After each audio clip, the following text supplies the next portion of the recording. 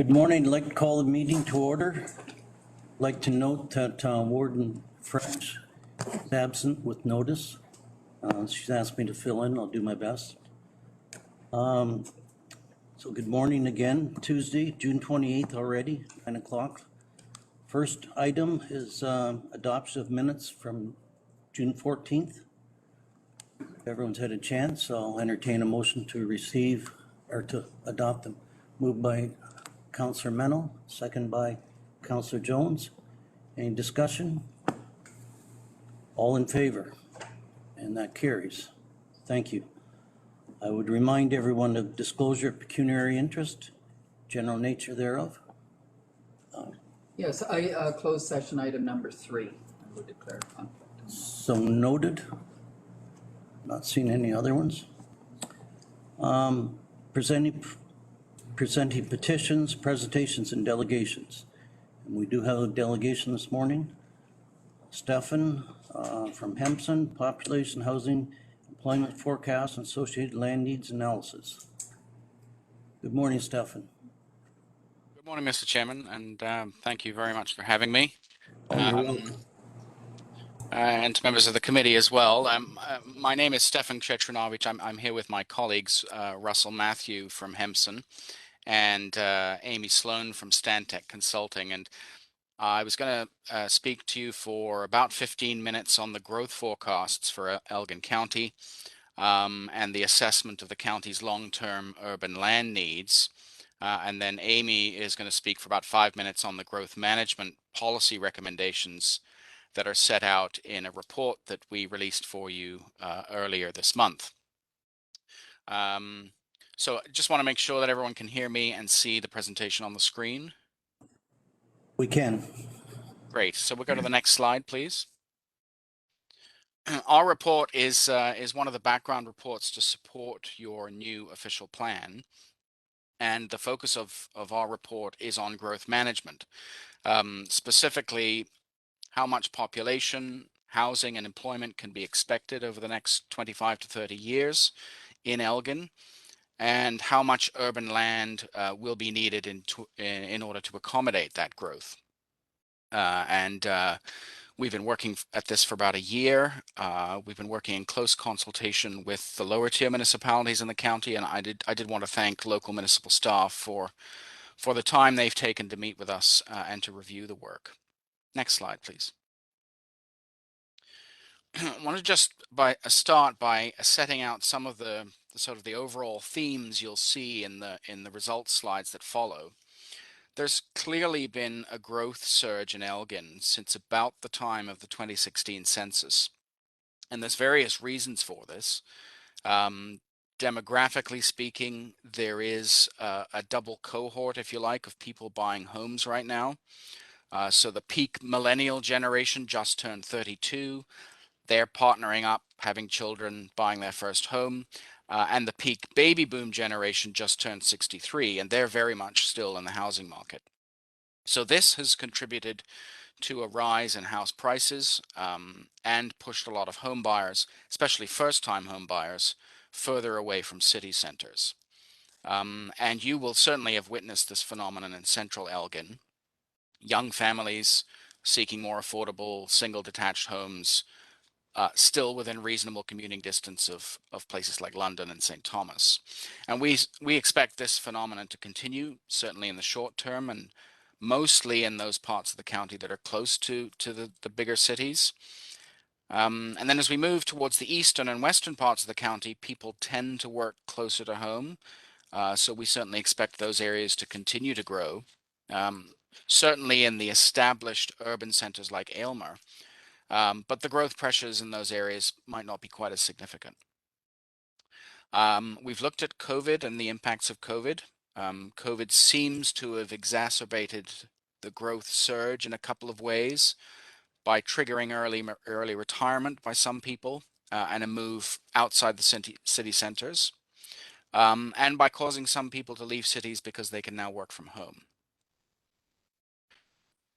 Next slide, please. So this chart just shows the population growth we've seen over the last 35 years in the Elgin Census Division. So that includes the county, which is shown in red, the red bars, and then the city of St. Thomas, which is shown in the gold bars. So, between the mid 1980s and the 2008-2009 recession, population growth declined in the county and increased in the city. The recession hit both jurisdictions quite hard. This was, as I'm sure you're aware, a center of manufacturing, and manufacturing was one of the hardest hit sectors during this period. But you can also see that we're now well into a recovery phase with a return to job growth and the migration of people into the area at a level not seen since the 1980s. Next slide, please. And in the more specific county context, you can see the growth pattern here. This is annual growth over the last 20 years. It's pretty sporadic in the first part of the 2000s. And we see that general decline during and after the recessionary period before that long recovery begins around about 2014, 2015. And note that that has slowed somewhat in the last couple of years. Next slide, please. Just also to give you a bit of a broader context here. So what's happening in Elgin is not out of line with what we see in a number of other places at the fringe of, the fast growing metropolitan areas of southwestern Ontario. So certainly out migration from the greater Toronto area and Hamilton. It's putting a lot of pressure in places like Simcoe County, Grey County, Northumberland and Hastings counties to the east. And housing affordability, certainly those concerns are bringing more parts of Oxford County into the commuter belt of Kitchener-Waterloo.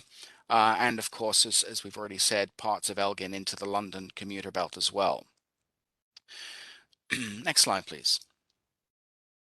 So within the county itself, this chart just gives you an indication of where the developments occurred. And this is the number of building permits issued for new homes in the lower municipalities and in St. Thomas. St. Thomas is the big bar along the bottom there, over the last 10 years. So the 5-year period between 2011 and 2016 is the gold part of the bars, and the growth since 2016 is in the red portion. So two things to note. First of all, that all municipalities are experiencing higher growth. So that growth pressure is quite widespread. But it's not uniform. The rate of increase is much faster, certainly in St. Thomas, but also, as we've said before, in Central Elgin, which has had 45% of new units, new building permits in the last 5 years, and in Southwold as well. Next slide, please. Sorry, next slide, please. Thank you.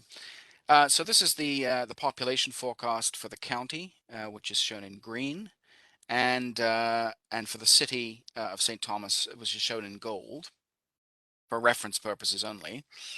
And the forecast is for quite rapid population growth in the county over the entire period, a faster rate of growth than any time since the early 1990s, with the growth continuing in the short term at that fast rate we've seen in the last 5 years, but slowing ever so slightly as we move through that 25-30-year period, partly because, like most of Ontario and St. Thomas, the population in Elgin is aging overall and will continue to age over the next few decades.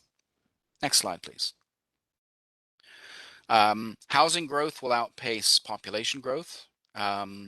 And certainly the preference for single detached homes will continue. However, as the population ages over the next 30 years, and as planning policies are put into place to encourage intensification and redevelopment in your major settlement areas, the county can expect to see a greater range and mix of housing, particularly apartment housing, as time goes by. Next slide, please. As we've said, the recent growth surge has been mainly focused in central Elgin, and we certainly expect that to continue. So the forecast is for about a third of all future housing growth to be in that municipality. But again, just to reinforce that all municipalities are forecast to grow, even those municipalities like Southwold, Dutton Dunwich, and West Elgin that have experienced population decline at times during the last 15 years. Next slide, please. Most of the housing growth that will take place is assumed to be focused in the urban settlement areas. So those are your tier 1 settlement areas that are identified in your official plan, and they're shown in purple on this map. Those are the settlement areas that have full municipal services, and directing growth to those areas is good planning, certainly, and it's consistent with the provincial policy statement, to which your official plan must be consistent with. There will be some development, particularly in apartments, that will take place as intensification and redevelopment of areas that are already built up. And you don't, of course, need additional lands to accommodate that growth. There'll also be some growth, limited amount of growth in rural areas, including your tier 3 settlement areas, some of which are shown in the green here. But most growth will be on land that's designated for residential uses at the edges of the tier 1 and tier 2 settlement areas, what's typically referred to as green fields. Next slide. So this just sets out, breaks down for each municipality and for the county as a whole, the location of the new housing in those different areas. So if we look at the bottom 2 rows here, you'll see that 16% of the growth has been allocated as intensification within existing built-up areas. 8% has been allocated to rural areas, and then the majority of it, 76%, almost 5,500 new housing units within those greenfield areas, those designated areas around the tier 1 and tier 2 settlement areas. Next slide, please.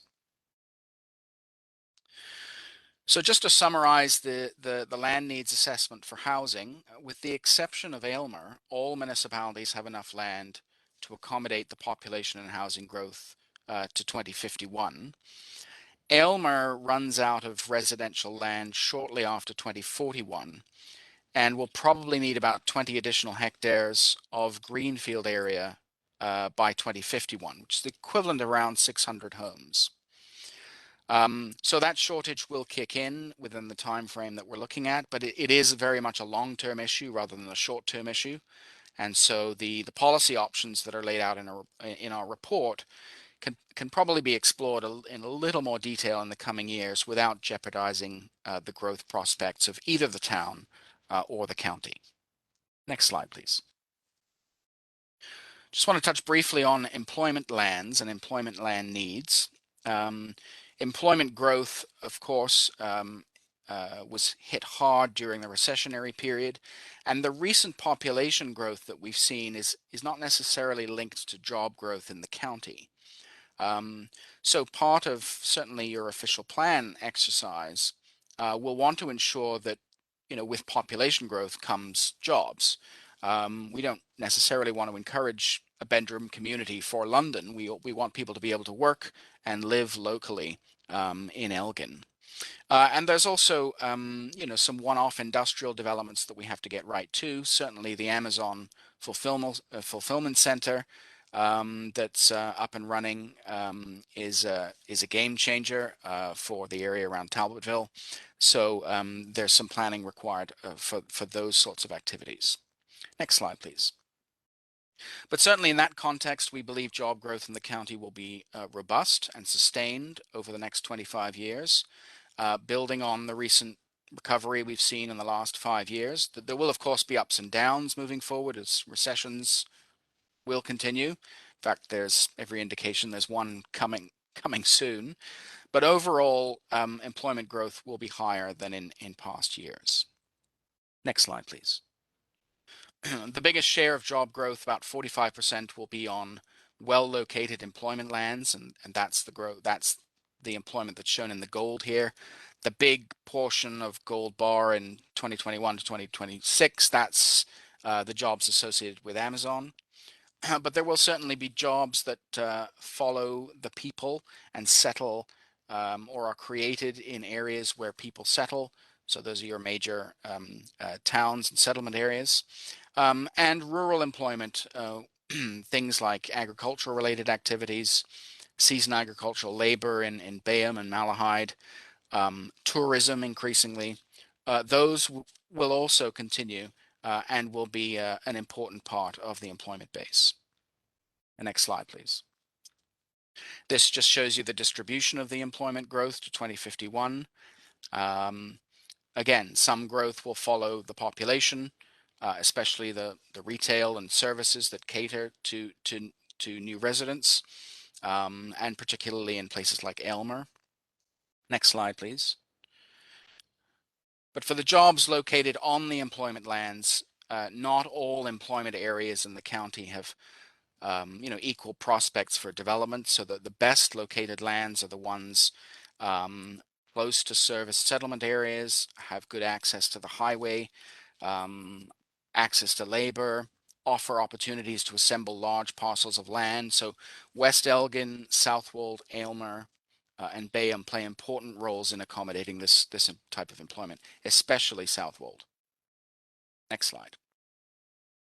So just to summarize the employment land situation, there's 265 hectares of vacant employment lands in the county right now, and we calculate that you'll need about 170 hectares for your growth to 2051. So there is an excess of supply both at the county level and at the local level, and that is a good thing. It allows choice for prospective employers moving forward. Next slide, please. So just a summary then, the county has sufficient land to accommodate the population and housing forecast to 2051. Aylmer will probably run out of land for housing in the early 2040s and will probably need about 20 hectares of additional residential land within the 30-year time frame. And on the employment side, there's sufficient land across the county and at the local level to accommodate the forecast job growth. So Amy, I haven't left you much time. We've been asked to do 20 minutes, but I'm going to pass you over to her, who'll take you through the policy recommendations. Thanks, Stefan. I'll try to be quick. Good morning, Council. My name is Amy Sloan. I'm a senior planner with Stantec Consulting. So our focus in this all was to take the technical information that Hemson had provided and kind of connect that back to the official plan and inform possible updates for the OP review. Next slide, please. So here are the first 4 recommendations. The first recommendation is quite simple. It's really just to take the current population housing job forecast as determined by Hemson and then update it in the official plan. So those should be shown to 2 forecasts, one to 2046 and then the second to 2051 by a local municipality, obviously. So each local municipality can take that into consideration when they do their respective updates. The second recommendation is to really evaluate the Tier 1 settlement areas within the county itself and ensure that the tiers that are identified as Tier 1 are really where there's the broadest mix and range of uses that are expected and also residential densities that are expected. So kind of having an understanding that there could be certain settlement areas where it's more appropriate for small apartments or retirement homes or multi-residential condominium communities. And those perhaps could be located in a Tier 1A type settlement and reflected on Schedule A of the official plan. The third recommendation is to ensure that the growth management decisions are integrated with planning for uses like public amenities and schools. So in addition to the kind of range of densities within settlement areas, ensuring that the mix of uses within settlement areas is kind of coordinated with other services that are provided by potentially services that aren't directly provided by the county, but other public utilities and agencies. Fourth recommendation is to reflect the county's policies requiring that a local official plan have minimum intensification targets that align with Hemson's targets identified in their report. So Some municipalities have a higher capacity for intensification because of their underutilized or vacant lands. So ensuring those targets are adequately reflected in the official plan. Next slide, please. The fifth recommendation is focused on community improvement plans.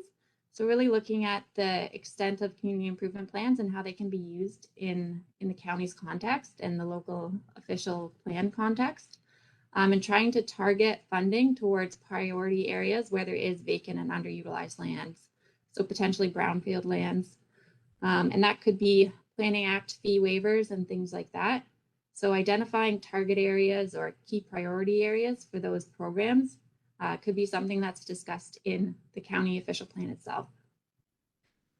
Recommendation 6 is to encourage local municipalities to create minimum densities for those greenfield lands or designated growth areas at the fringes of settlement areas. And those could be different than minimum density targets for intensification and redevelopment areas within the existing built up areas of settlements. And outlining those in the county official plan could create better certainty across the county for growth management decisions.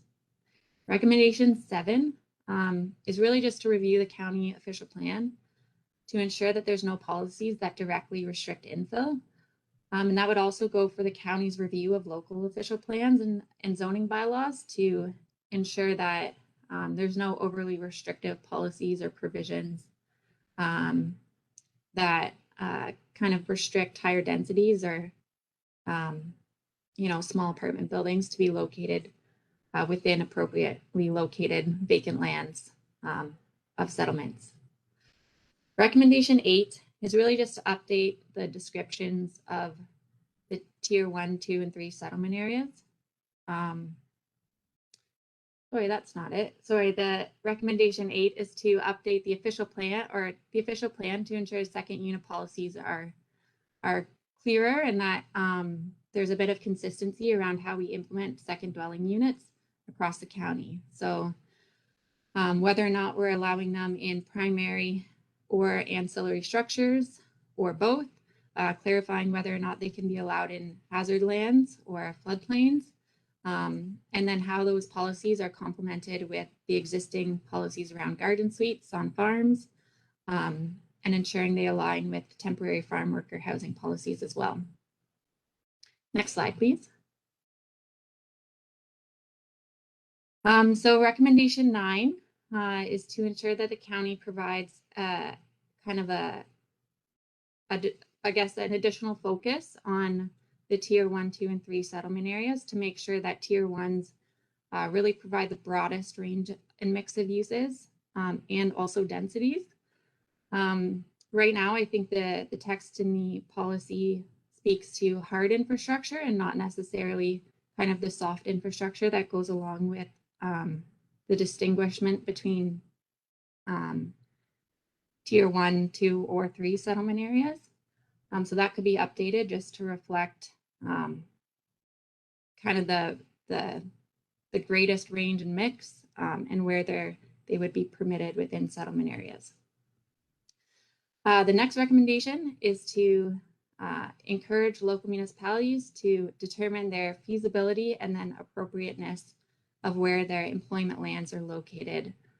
And that could be part of their own official plan updates or any secondary planning that's occurring within the local municipalities.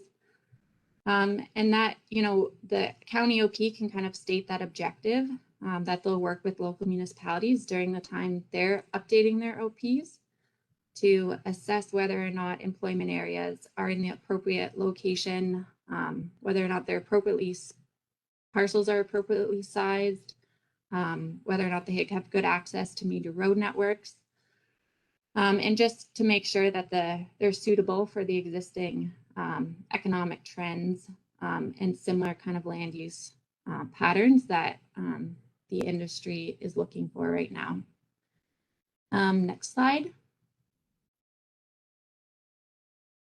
The 11th recommendation is to ensure that policies support complete communities. So there is some potential text that could be included in the official plan for the county, and that would just be to ensure that land uses, things like parks and open space, schools and community facilities are kind of all considered when planning for new designated growth areas or growth on designated growth areas within the county currently. The 12th recommendation is to recognize that Tier 3 settlement areas are a great location for directing agricultural, supportive, and rural economic kind of development land uses. So that could be agricultural related, commercial and industrial uses, or agritourism, things that add value to farmland or the products that come out of a farm. So really, it's just kind of an overarching statement, I guess, that could be made in the official plan that tries to direct those uses, which are permitted across the rural area, but kind of directing them to areas where there is some existing residential uses or an existing mix of uses to make sure that those kind of play off each other. And it kind of would bolster the Tier 3 settlement areas position or attractiveness, I guess, for a location for these types of activities. Next slide. So the last slide here is really about the specific options or considerations for the town of Aylmer. So as Stefan said, town of Aylmer, may see a limit in land supply or a land supply deficiency within the planning horizon. That being said, it's not an immediate need to kind of address this issue as the growth really is expected, further on in the planning horizon than the next 10 years. But it is good to start looking at the options now. So these options really aren't to inform the official plan directly, direct official plan updates. For now, it's really just things that could be considered moving on into the next kind of iterations of the OP update. So the first option would just be to reduce the number of Tier 1 settlement areas, and that would kind of reinforce Aylmer as a key location for a broader mix of uses and range of densities within that town. So that could kind of inform the effort to expand the town's servicing capacity. Another option is to reallocate some of the vacant lands from Tier 2 settlement areas or partially serviced settlement areas and move them, like reshuffle them or reallocate them to the town of Aylmer. Tier 1 vacant lands could also be reallocated. So we'd only be suggesting that if there was an ample supply of vacant lands within Tier 1 settlement areas. So there are some examples where that, there are some lower tiers that do have ample supply currently, so they could be reallocated to the town of Aylmer, for instance.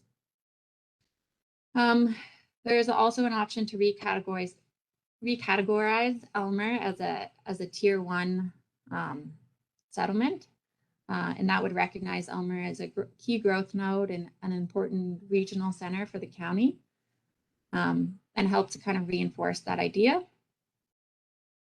Also, another recommendation is to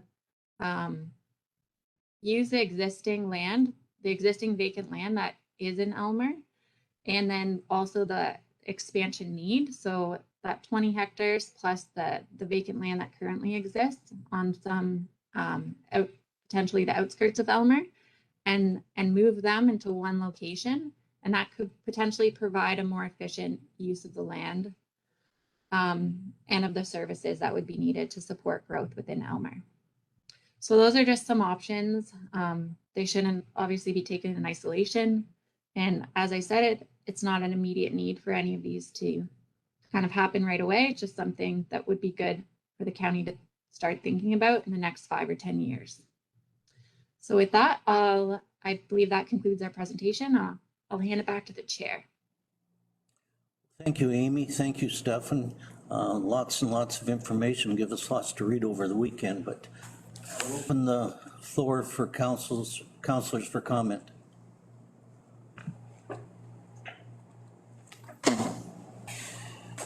Councillor McPhail, go ahead.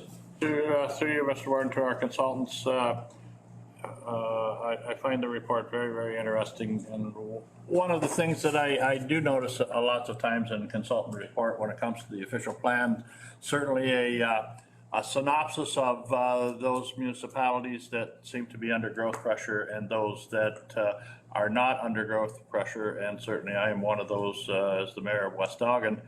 And I wonder sometimes why there's really never any language or policies put in an official plan to encourage the development of those areas as we have sewage capacity, we have water capacity, we have school capacity. We have so many of those things that when you start intensifying, the next thing you know, you have to build a new sewage treatment plant, you have to build more schools. Certainly, I don't believe that there's enough focus on trying to assist municipalities through the planning process to allow development, easy development of lands. Unfortunately, over the many years that I have been involved in this, what I have noticed that in the past in small tier 1 settlements, when you had land that you really didn't know what to do with, you called it future residential. And those future residential properties are listed as inventory. But if you are a developer and you want to enhance a development, but oh God, it's right beside the sewage lagoon. Not really that enticing for people to come and build houses. But unfortunately, that goes on our inventory of land that is maybe not prime land for development. Other land, I have land in West Elgin that doesn't even have access to it, that is listed as future residential. So I think that there's a situation that consultants sometimes, and I don't know if you have ever had the opportunity to drive through West Elgin and look at some of the sites that are future residential. I know the consultants that we have hired to do our own official plan, that's mandated that later this month I am going to drive the consultants site to site and actually show them, is this the best development area? Should we be changing it? Should these developments that have been hanging around for years and years and years and never been developed, is it a situation they can't be serviced? Is the land too wet? So I think that we need to look at it at a little deeper level when we're putting these OPs together, because I think maybe there's opportunities that are being passed over by, again, doing, as I've told the consultants that are working in West Elgin, that doing the same old thing and expecting a different result isn't going to work. So we need to look at it very, very closely. So I would like to see something in Elgin County's official plan that shows that we are active trying to promote areas that do not have the growth pattern that some of the other municipalities do, and do everything we can to encourage people to move there. And certainly it's better for everybody all the way around. I don't know if that was a question or not, but that was a rant. Stefan, care to comment? Well, thank you, Mr. Chair. And well, there's a lot there. I guess I would just say as a general statement that, you know, the county is blessed with a lot of settlement areas, serviced settlement areas, and land for new housing. And in many respects, the role of the county official plan is to establish an overarching framework for directing growth where the demand is. And right now, clearly, the demand is in areas where people can get to a place of work either in London or St. Thomas. But I do really want to reinforce that we have all places, including West Elgin, of the county are forecast to grow much faster than they have done historically. And so if we find in the next 10 years that there are places that really take off. We're planning for 30 years here, and you have to update the official plan several times between now and 2051 or 2046. So there's always opportunities to adjust the forecasts during that period to reflect things that are actually happening on the ground. Two other quick points I should note is that the local official plans will actually that's where you really get to take control about how communities look and feel on the ground. So the county's role in that it doesn't really have the same kind of role in terms of how neighborhoods are going to look and how they will actually develop on the ground. This is really an exercise in just steering growth to the various areas. And then finally, one of the main reasons why we wanted Amy on this project is because she does live locally and she has driven the roads and she does know these places very carefully. So thank you, Mr. Chairman. Thank you, Stephen. Further comments? I could just add to Stefan's explanation there. I echo everything that he said.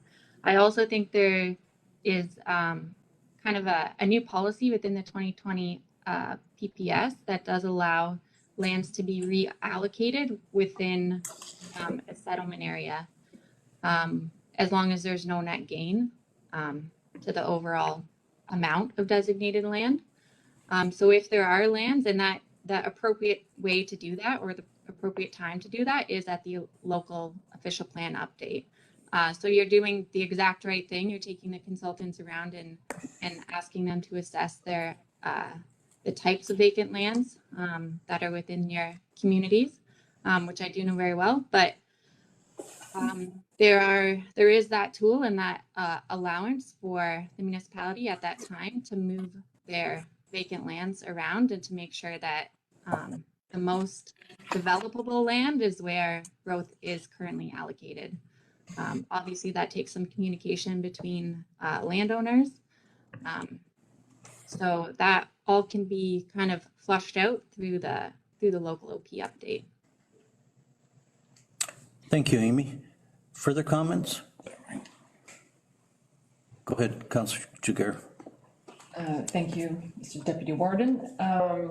Just a comment I made at the Rural Initiative meeting when we first reviewed this was a request to add a presentation that would give a bit of a summary for the public to make it a little bit more accessible.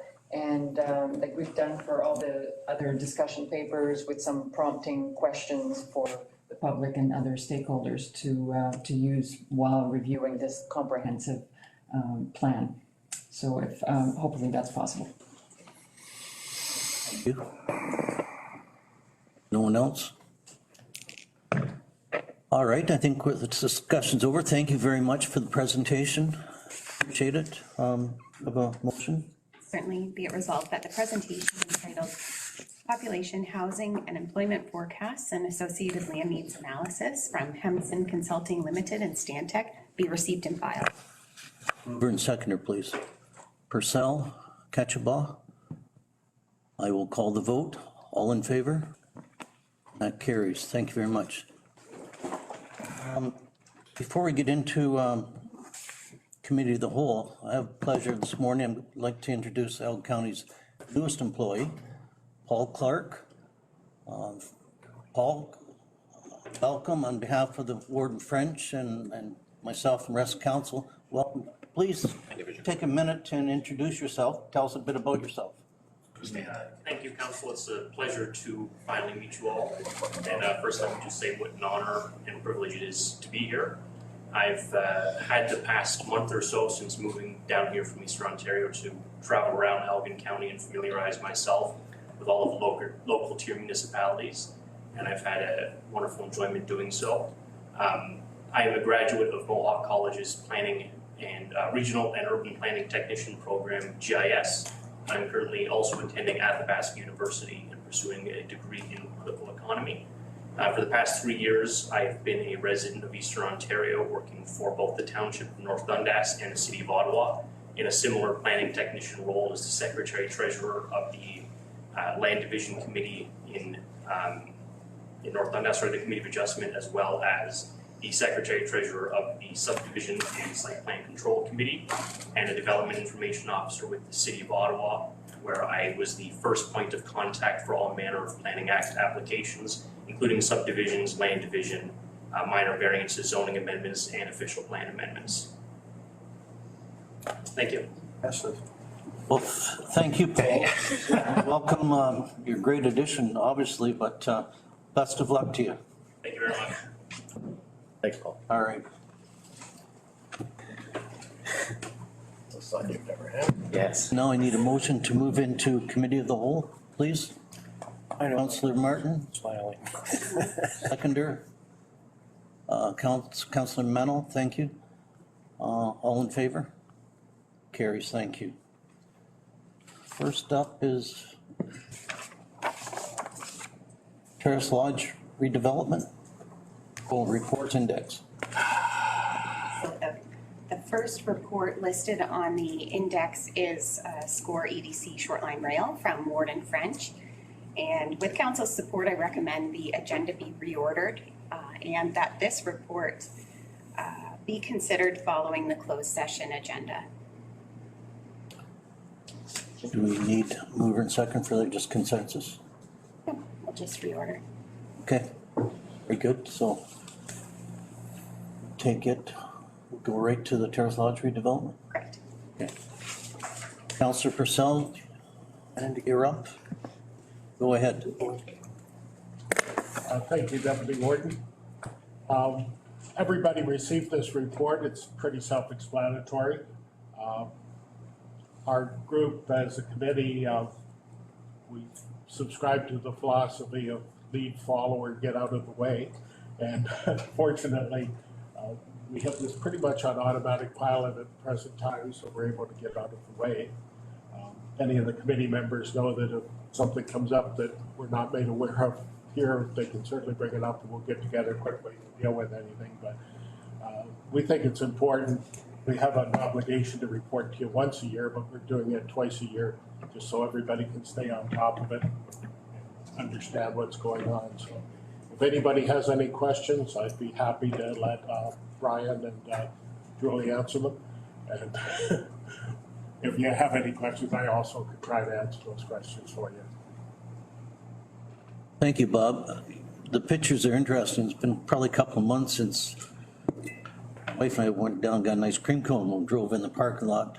And to see these pictures, there's quite a bit more. So, you know, you don't really see it from the road. And so it's exciting when you see those pictures. So questions, comments? Councillor McPhail.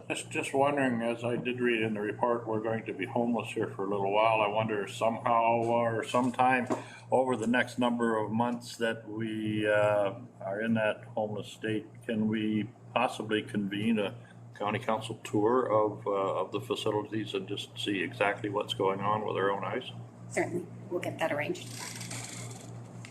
Get your work boots out. County attire and work boots. All right. Further questions for Bob? If not, mover and seconder for the report. See the file. McPhail and Jones. All in favor? Carries. Thank you.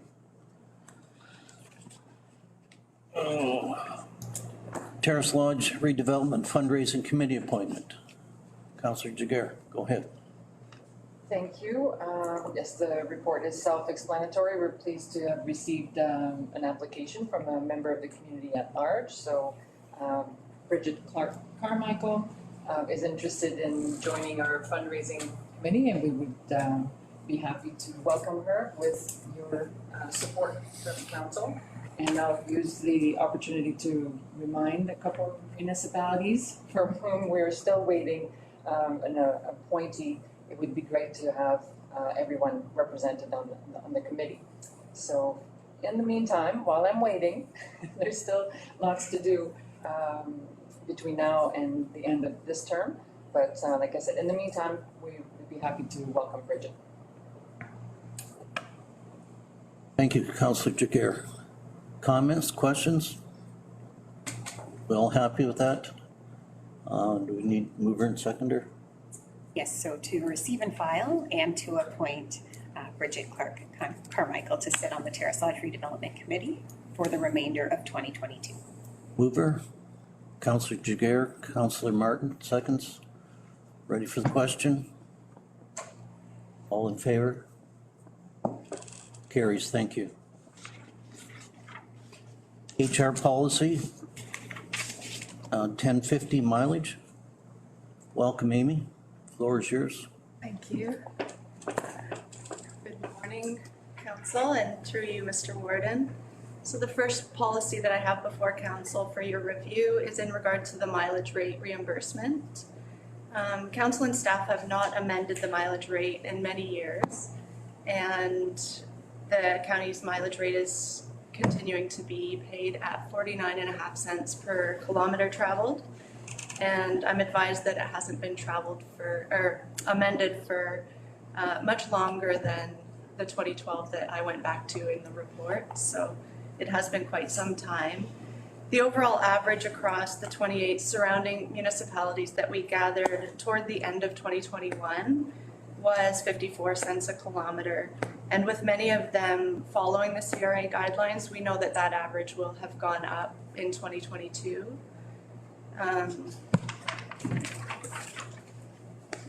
So every December, CRA posts the recommended mileage rate for the following year. And we are recommending that our policy, there's just a slight amendment to the policy to change some of the language, but that council and staff review at budget time annually what CRA is recommending, and if approved, incorporate the CRA rate into the budget for the following year. And with council's approval today, we recommend to increase to the current CRA recommended rate of 61 cents a kilometer and to be effective July 1st. And with that, I'm happy to answer any questions on that report. To Amy, questions, comments for Amy? Satisfied with the report? We need a mover and seconder.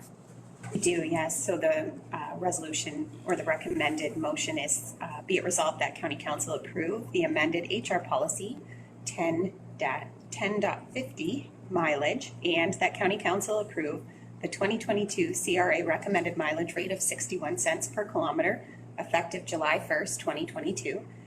And further, that the report titled HR Policy 10.50 Mileage from the Director of Human Resources dated June 28th, 2022 be received and filed. Councillor Purcell? Just moving it. Councillor Mennel seconds. I guess we've all bought a bit of gas lately, so it's kind of understandable. Hey, wait. Mr. Warren, just Go ahead. one question. I take it in the policy, it's understood that that's gonna be reviewed on a yearly basis, and we don't get in a situation that it gets left for like ever and ever and ever. Exactly. Okay. Every December during the budget process, we'll bring forward the new rate and have it approved, if it's approved with the budget. All right. Are we ready to vote on it? All in favor? And that carries, thank you. Amy, you're still up. Dress code, I forgot my tie. Thank you, Mr. Warden. So the next policy before council is related to staff dress code, another policy which hadn't been amended in quite some time and was recently raised by staff that the dress code policy had become out of date and required a review and a refresh in order to make sense and support their individual service areas. So the dress code policy is meant to support staff in safely and comfortably fulfilling the duties of their jobs. Given the diversity of position responsibilities across the organization, the dress code policy cannot be made overly prescriptive, but must instead focus on overall corporate expectations, safety, and professionalism for corporate image. And with that, the council, or the policy is there for council's review, and I'm happy to answer any questions on that one. Questions for Amy? All right. Read the motion, please. Be it resolved that county council approve amended HR policy to 20 dress code, and that the report titled HR policy 20 dress code from the Director of Human Resources dated June 28th, 2022 be received and filed. Thank you. Moved by Jones, second by Jagger. Further discussion, all in favor? And that carries. Thank you. Thank you. Thank you, Amy. Consultant agreement, long-term care transition coordinator, single source procurement. Welcome, Michelle. Thank you, Mr. Warden. Through you to members of council. Before you is the consultant agreement for the transition coordinator. In 2019, the Terrace Lodge Steering Committee identified a consultant position required to support the transition and operational management support of the Terrace Lodge redevelopment project. Council approved a one-year agreement with Gail Kaufman Carlin Consulting, and the agreement was extended with council support in both 2020 and 2021. And the current agreement has been completed. The previous agreements with Gail Kaufman Carlin Consulting were highly effective.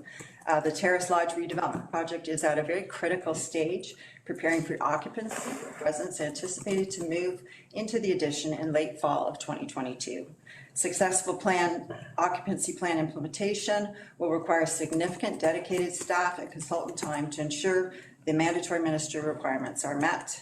The proposed consultants agreement is presented as a single source award. The selected consultant has been supplying the same services for the past several years, and the proposed contract provides an additional one-year term for continuity of those same services. Under this analysis, single source procurement is justified.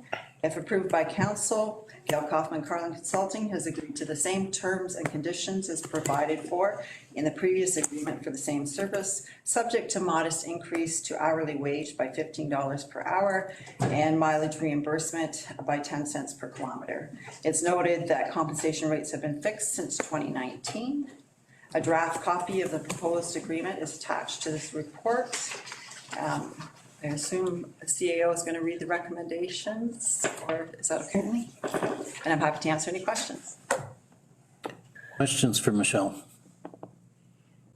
Sounds pretty sensible to me.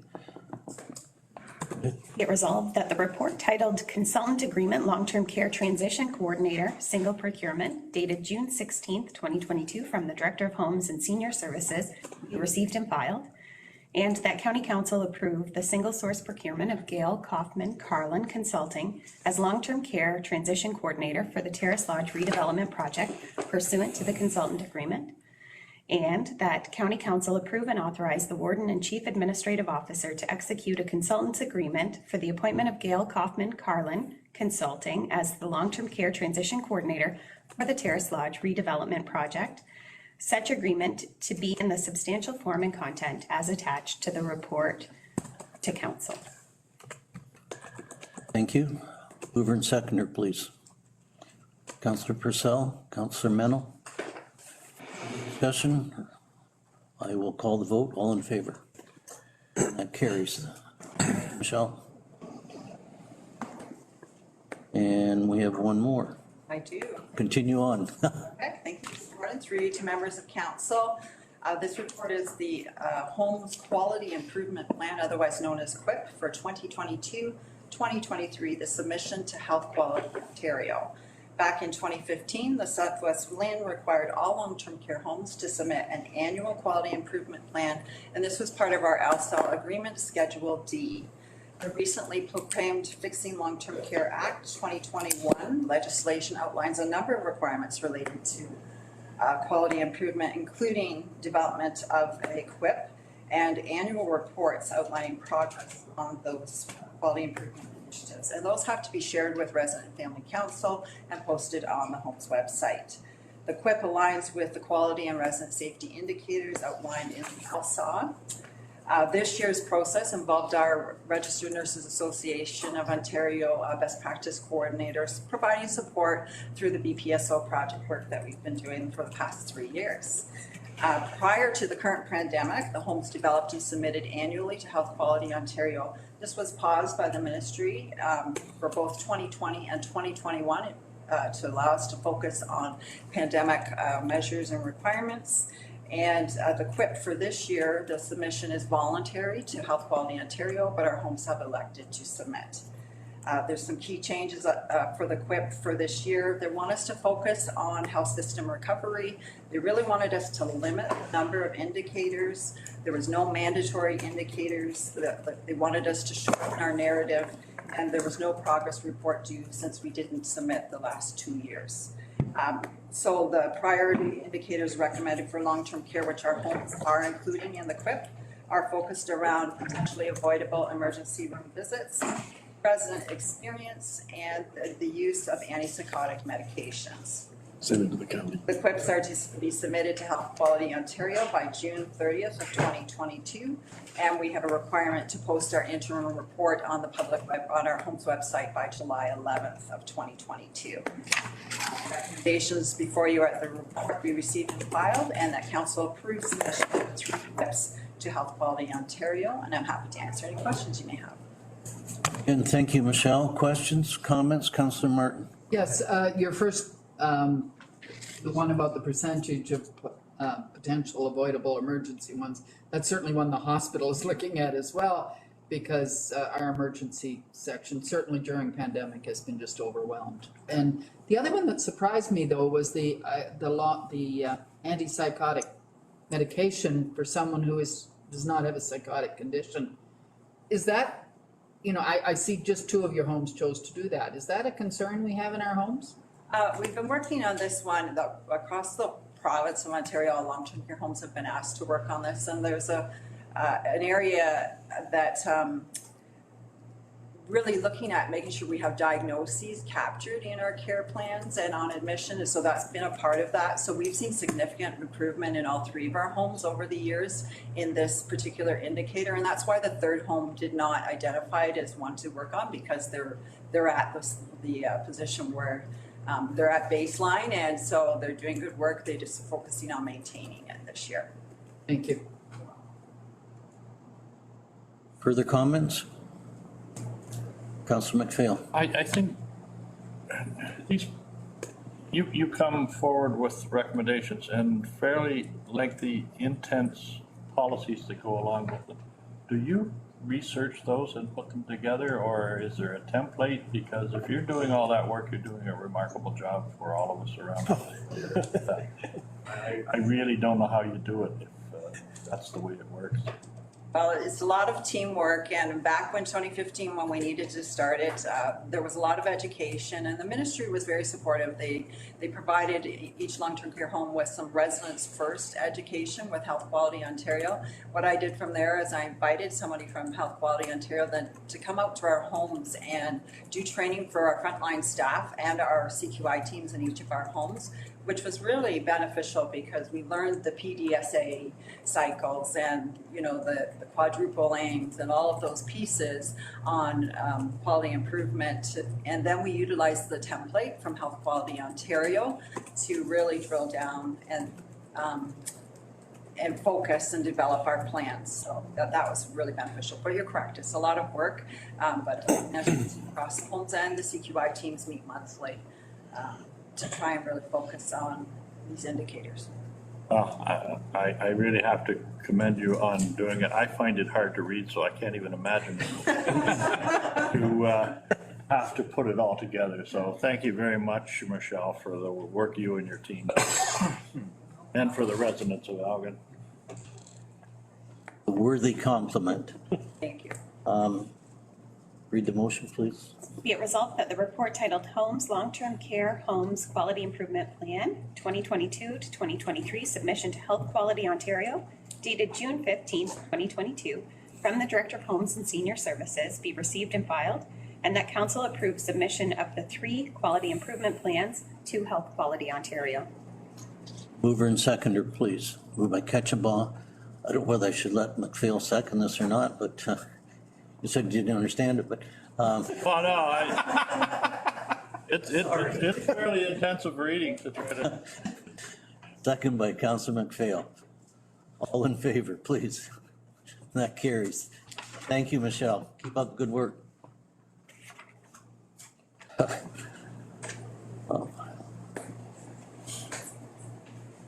Welcome, Jennifer. 2022 borrowing bylaw.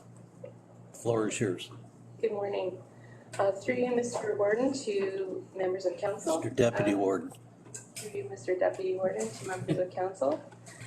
As per section 407 of the Municipal Act, the County of Elgin has historically enacted a borrowing bylaw that enables the county to maintain the ability to borrow on a short-term basis. The borrowings are available on an intentional declining scale as we move towards the year end, as they are expected to be repaid with in-year revenues.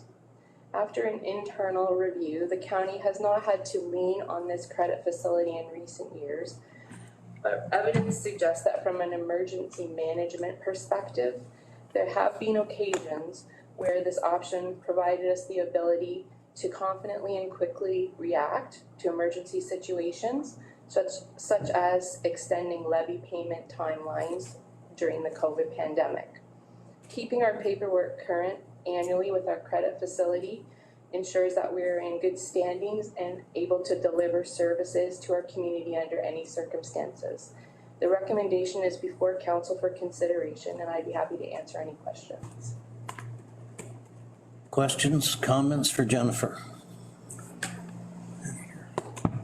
Councillor Ketchbaugh, go ahead. Thank you, Mr. Chairman. Two. One, thank you for reporting and bringing it forward. And yes, and this is a more of a housekeeping item. It's done normally. Is there an upside limit on what you might prescribe for borrowing? We have the ability to borrow in a declining amount. We wanted to be able to have the flexibility to go for half of what we could normally borrow. So we've rewritten the policy in order to show that declining scale rather than choose a specific amount that would sort of limit our options. Okay. Second question, Mr. Chairman, if I may, is would council be notified of any borrowing that needs to take place? Yes, we would have to have warden sign off and myself. Warden to sign off, yeah. Council would be notified. Yes. Okay. Julie? If I may, just further to Councillor Ketchabaw's question. So leveraging this credit facility would fall under our emergency procurement, of which we do have the obligation to inform council within short order of kind of pulling the trigger on using those funds in an emergency situation. So we would certainly follow up with council if we were to use it. Thank you for that. I was aware of that, but I was also putting it out there for the public.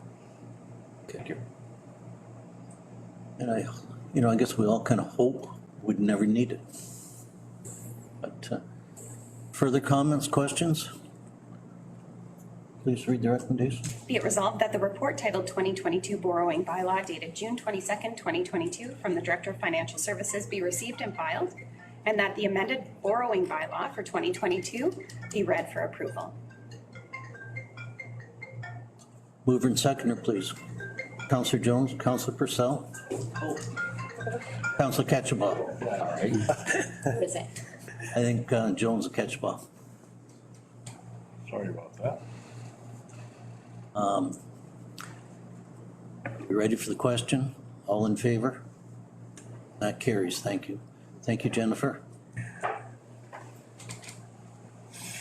2022-2025 Economic Development Tourism Strategy.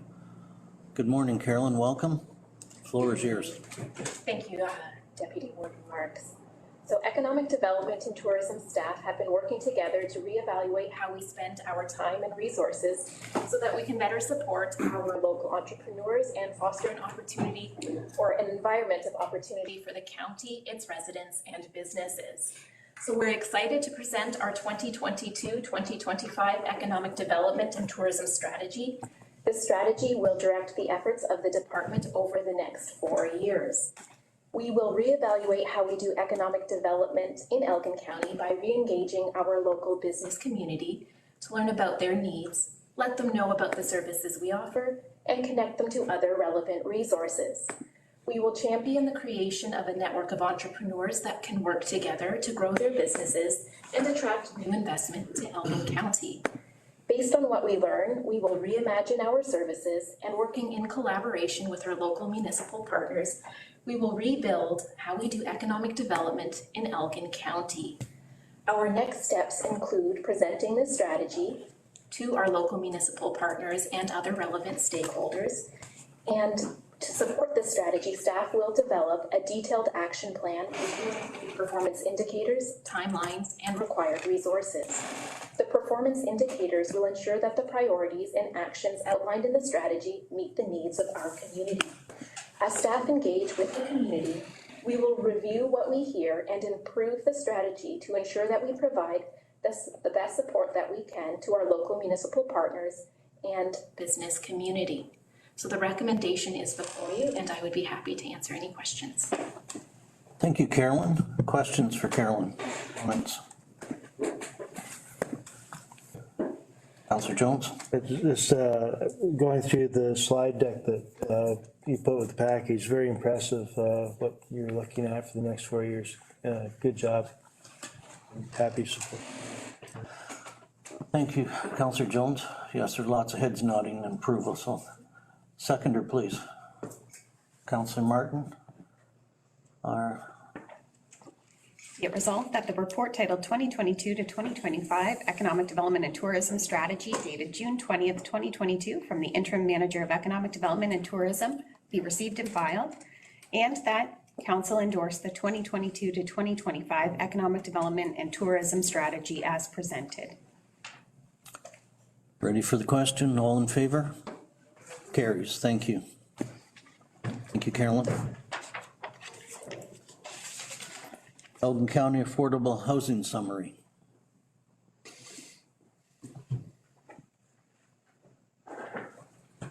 Good morning, Catherine. The floor is yours. Good morning, Deputy Warden. Through you to County Council. As part of County Council's action planning process, Council requested a summary of actions that are being undertaken by the County of Elgin, its partners, and senior levels of government related to affordable housing. This request was in response to the increasing difficulty that Elgin County residents are experiencing when trying to find housing in the midst of rising prices, low vacancy rates, limited housing supply, and an insufficient mix of housing options.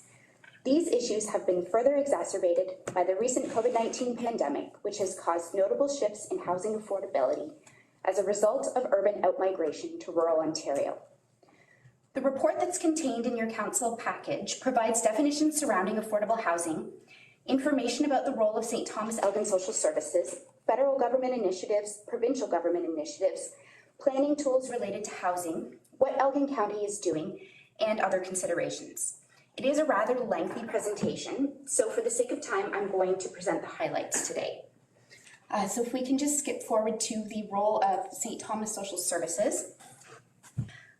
So St. Thomas Elgin Social Services provides social services, including social housing and homelessness services, on behalf of both the City of St. Thomas and the County of Elgin. So social services is responsible for what you see on the left-hand side of the housing continuum. So everything from homelessness services through to social housing. Social housing includes rent geared to income or subsidized housing programs, and in most cases, rent is based on 30% of a household's gross income.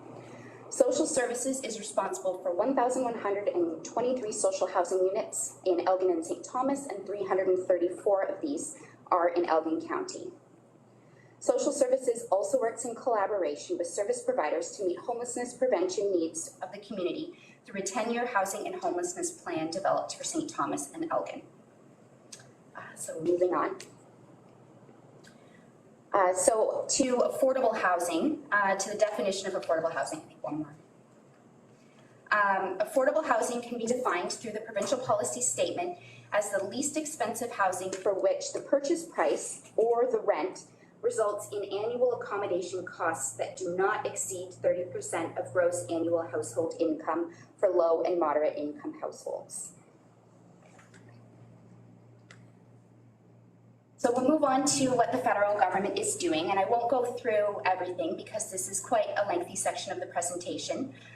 Since 2015, the Government of Canada has committed to a 10-year, $72 billion plan, the National Housing Strategy. And in 2022, additional budget measures were announced that aim to build more homes and make housing more affordable across the country. These initiatives can be broken down into three general categories. One is protecting buyers and renters. The other is curbing unfair practices that drive up the price of housing. And the third is continuing to fight homelessness and support housing affordability for the most vulnerable. So some of these initiatives, but not all, include tax-free first home savings accounts, which give prospective first-time home buyers the ability to save up to $40,000 for a down payment with withdrawals being non-taxable, and extending existing first-time buyers' incentives. The target is also to create 100,000 new home or housing units over the 5-year period with $4 million in funding for a housing accelerator fund. There is also $1.5 billion for a wrapping housing initiative, and the government also intends to propose restrictions prohibiting foreign commercial enterprises and people who are not Canadian citizens or permanent residents from acquiring non-recreational residential property in Canada for a period of 2 years. There are also new rules regarding the flipping of properties, and they're also working to develop and implement a home buyer's bill of rights, ensuring a legal right to home inspection and transparency on history of sales price and other home inspection items. There are also funds being allocated and reallocated towards co-op housing projects, and there are financial supports for affordable housing in the north. There are many other initiatives, and there's a link if council wishes to read about those initiatives as well. Moving on to what the provincial government is doing. In response to the tripling of housing prices over the past 10 years, combined with the housing supply crisis, it prompted the provincial government to strike a housing affordability task force. This task force issued a report in February of 2022 that set out recommendations to increase housing density, remove exclusionary rules and prevent housing growth, prevent abuse of the appeals process, and make sure municipalities are treated as partners in the process by incentivizing success. From these recommendations came Bill 109, the More Homes for Everyone Act, which was passed and received royal assent on April 14th of 2022. The bill focuses on changes to the Planning Act, the Development Charges Act, and the City of Toronto Act, and changes to regulations under those acts, and legislative amendments and regulatory amendments under the New Home Construction Licensing Act and the Ontario New Home Warranties Plan Act to strengthen consumer protection for new home purchasers. Some of these changes provide the Minister of Municipal Affairs and Housing with a discretionary authority to suspend the time period that the minister must make a decision on an official plan amendment, and to refer part or all of the official plan matter to the Ontario Land Tribunal for recommendation. Municipalities can also, through a council resolution, request a minister's order for expedited zoning, and municipalities will be required to gradually refund a percentage up to 100% of zoning bylaw application fees if they fail to make a decision on an application within legislated timelines. And this becomes effective on January 1st, 2023. There are some changes to site plan control, extending the application timelines from 30 to 60 days, and requiring that site plan control decisions be made by staff instead of municipal councils or committees of council. And this is effective on July 1st, 2022. Municipalities will also be required to gradually refund a percentage of site plan control application fees if they fail to make a decision within legislated timelines. Additionally, changes to plans of subdivision. The province will establish a one-time discretionary authority allowing municipalities to reinstate draft plans of subdivision that have lapsed within 5 years without need for a new application, and also establish regulations making an authority for the province to prescribe what can and cannot be required as a condition of draft plan of subdivision approval. There are some public reporting requirements that are being established for planning authorities on development applications and approvals, including a prescribed format of said reporting. Community benefits charges bylaw reviews. So if a community has a benefits charge bylaw review, it needs to consult and complete a review no later than 5 years after it has been passed and every 5 years thereafter.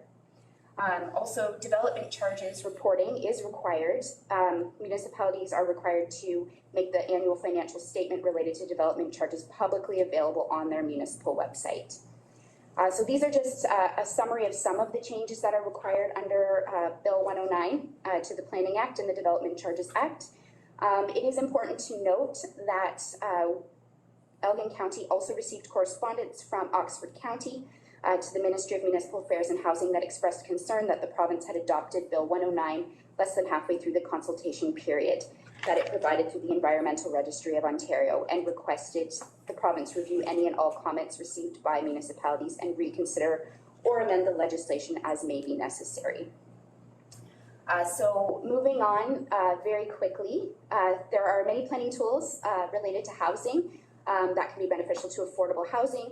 The main provincial tool is obviously the provincial policy statement that sets out rules for land use planning in Ontario, defines affordable housing, and sets the minimum provisions for affordable housing, which has been set at 20% of the development must be affordable housing.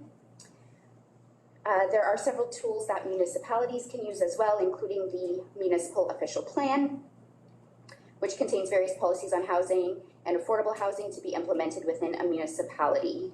They contain policies related to ensuring affordable housing and must meet the minimum targets for provision under the provincial policy statement, but can consider requiring higher percentages in their official plans.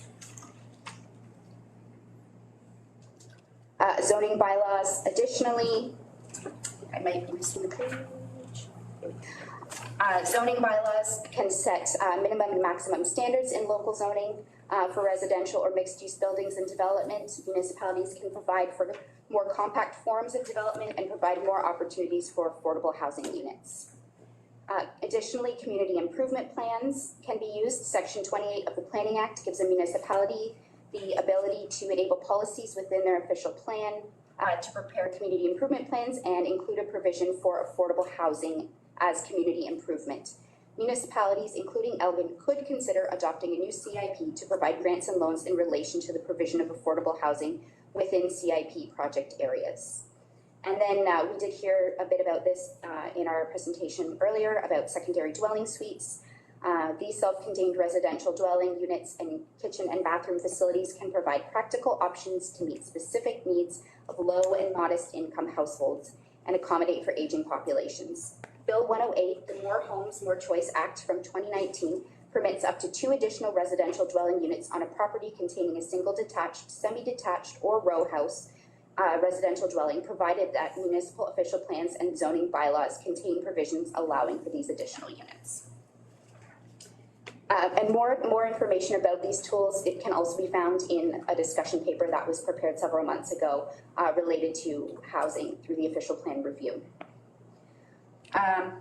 So moving on to what Elgin County is doing. Through our Community Safety and Wellbeing Plan, which was developed in conjunction with the City of St. Thomas and the Town of Elmer and adopted in 2021, 5 key priority areas were identified, one of those being housing security. So far under this priority, Elgin County has collaborated with Elgin St. Thomas Social Services to discuss the results of the Homelessness Coalition of West Elgin and Dun, which is Elgin Housing and Homelessness Needs Assessment through a housing forum, which we had in November. So this began an important discussion in our community and brought people from around the table together.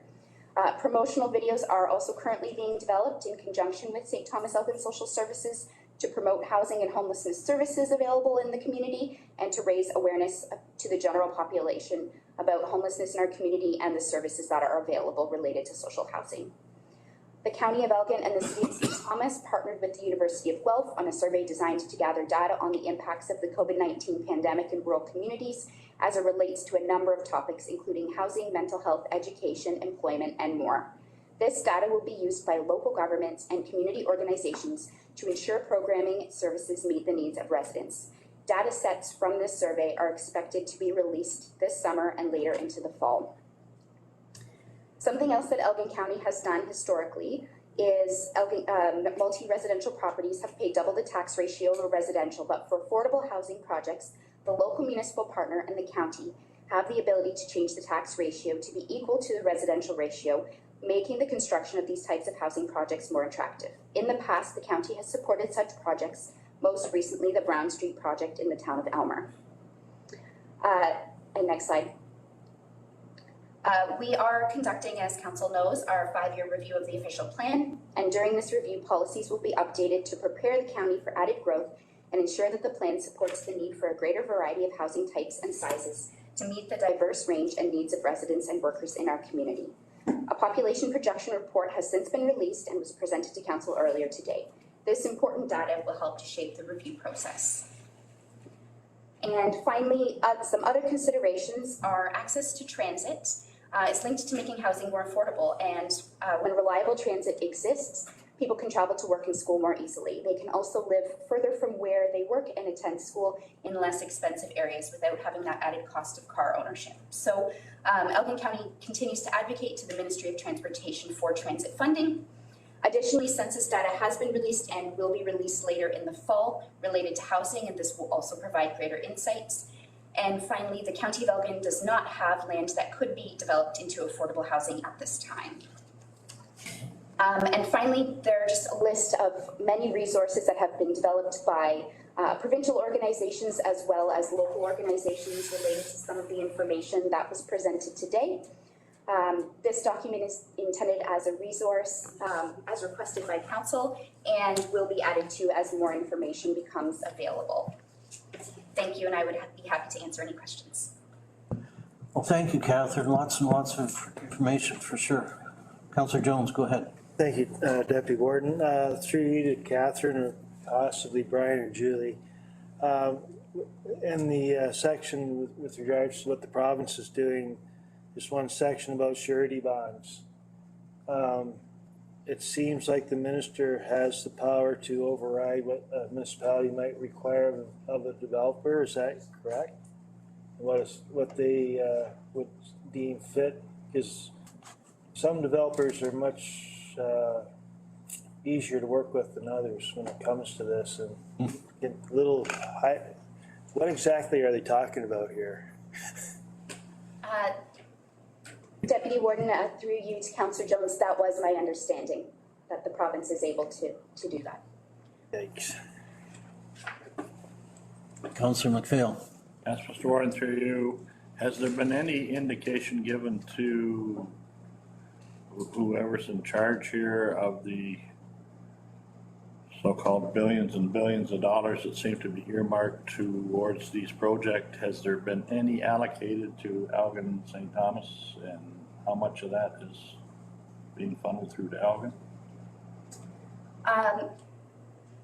Deputy Warden, through you to Councillor McPhail, I may defer this to Julie or Brian because I'm not aware at this time of any that have been currently allocated to Elgin County. Through you, Mr. Warden. Catherine's absolutely right. Nothing designated specifically to Elgin County, though there may be some monies available, but we'd have to apply. Councillor Martin.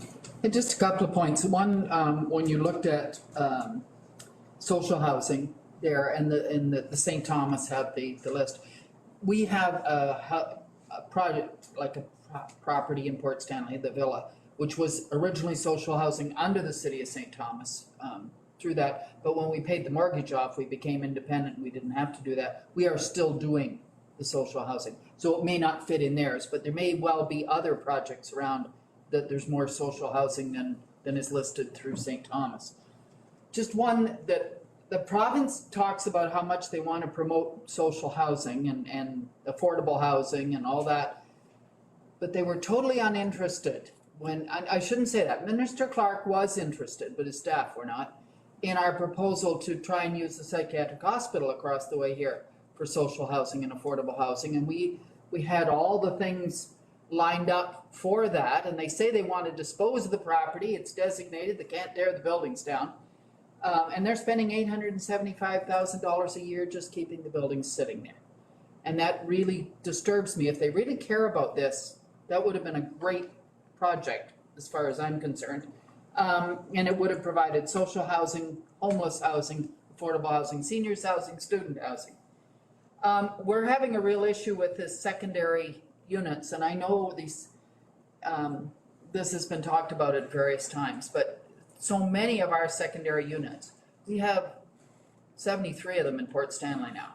Not one of them is going toward affordable housing. They're all going toward short-term rental. And yet in our official plan, we are allowing those to happen because we want to promote affordable housing, but it's not happening. So I would like to see the province or someone come up with a way to restrict that, or we've looked at licensing bylaws, we've looked at a variety of things, we're still looking again, but don't know how to make sure that these secondary units are helping with affordable housing. Further comments? All right. Thank you, Catherine. Be it resolved that the presentation titled Elgin County Affordable Housing Summary dated May 16th, 2022 from the Manager of Administrative Services and Deputy Clerk be received and filed. Mover and seconder, please. Councillor Martin, Councillor Jones. Ready for the vote? All in favor? That Carries. was an excellent report. I meant to say that. Thank you, Catherine. Council Chamber renovations in September meeting. Welcome, Jenna. Thank you. Through you, Mr. Deputy Warden, to Council. The purpose of this report is to seek Council's consent to change the date of the September 13th, 2022 meeting to September 14th. The report also serves to provide notice to Council that due to the upcoming Council renovations beginning in early July, all County Council and Land Division Committee meetings will be held at the Masonic Center of Elgin for the months of July, August, and September 2022. Public notice will be provided for both the location change as well as the change of date for the first meeting in September. The recommendations are in the report for your consideration, and I would be happy to answer any questions. Thank you, Jenna. Pretty straightforward. Questions, comments? All right, recommendation, please.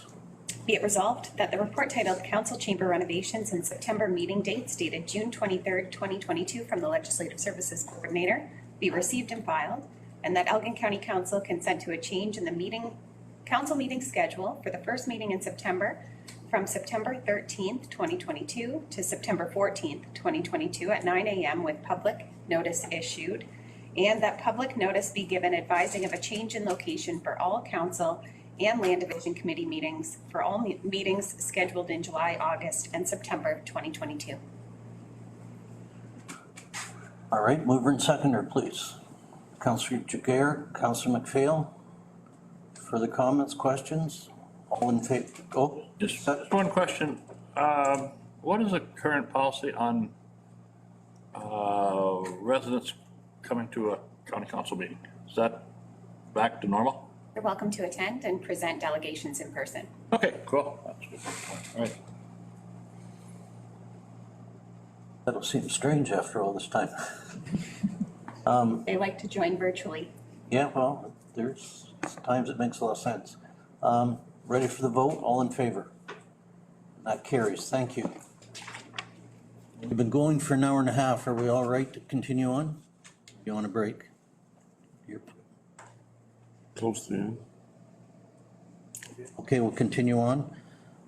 Traffic signal modernization contract award.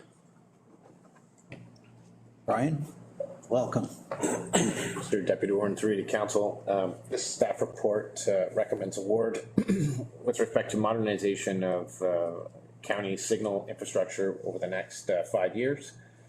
Award to Fortran involves the installation of radar detection and backup battery supply in lieu of existing loop systems that exist, an archaic technology that from time to time does cause operational concerns and requires routine maintenance. With that, I'd be happy to answer any questions.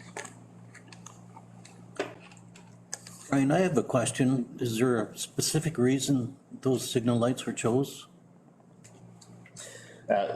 Through Mr. Deputy Warden, it was simply chosen within close proximity to administration building whereby we could monitor their performance. All right. Further comments, questions for Brian? All right. Recommendation, please. Be it resolved that the contract for traffic signal modernization be awarded to Fortran Traffic Systems Incorporated for a 1-year term, and that staff be authorized to extend the contract for an additional 4 1-year terms in accordance with section 7.6 of the procurement policy, subject to satisfactory performance during the initial 1-year contract term, pricing and budget approval, and that the warden and chief administrative officer be authorized to sign the contract. Mover and seconder, please. Councillor Mennel, Councillor Jones. Further comments? I will call the vote. All in favor? And that carries. Thank you. I focus. Request to fill in the Bennett Municipal Drain, Pioneer Line, Village of Dutton. Brian? Go ahead. Yeah, thank you, Mr. Deputy Warden. Through to council, a request was recently received from the Dutton and District Lions Nonprofit Housing Corporation with respect to a request to fill in the Bennett Municipal Drain, for which they had understood was wholly contained on the county's road allowance. Upon further review of the drain's location, it is actually straddling both their property as well as the county's road allowance. In accordance with the Municipal Drainage Act, a petitioner can apply to improve the drain, and in this case, seek clarity and consideration of a portion of this drain to be closed. The associated costs would be apportioned to the respective parties. This drain has been in existence and operation since 1895. The appropriate steps would be that, again, that the appropriate party, if still interested, would petition for the improvement. So with that, I'm happy to answer any questions. Thank you, Brian. Questions, comments for Brian? Councillor Purcell. Just a brief request, when the county responds to this group about the drain and explains that, I'm happy to see them attach the actual report, and I simply would ask that you copy the municipality when you do that, so it's on the municipality's radar.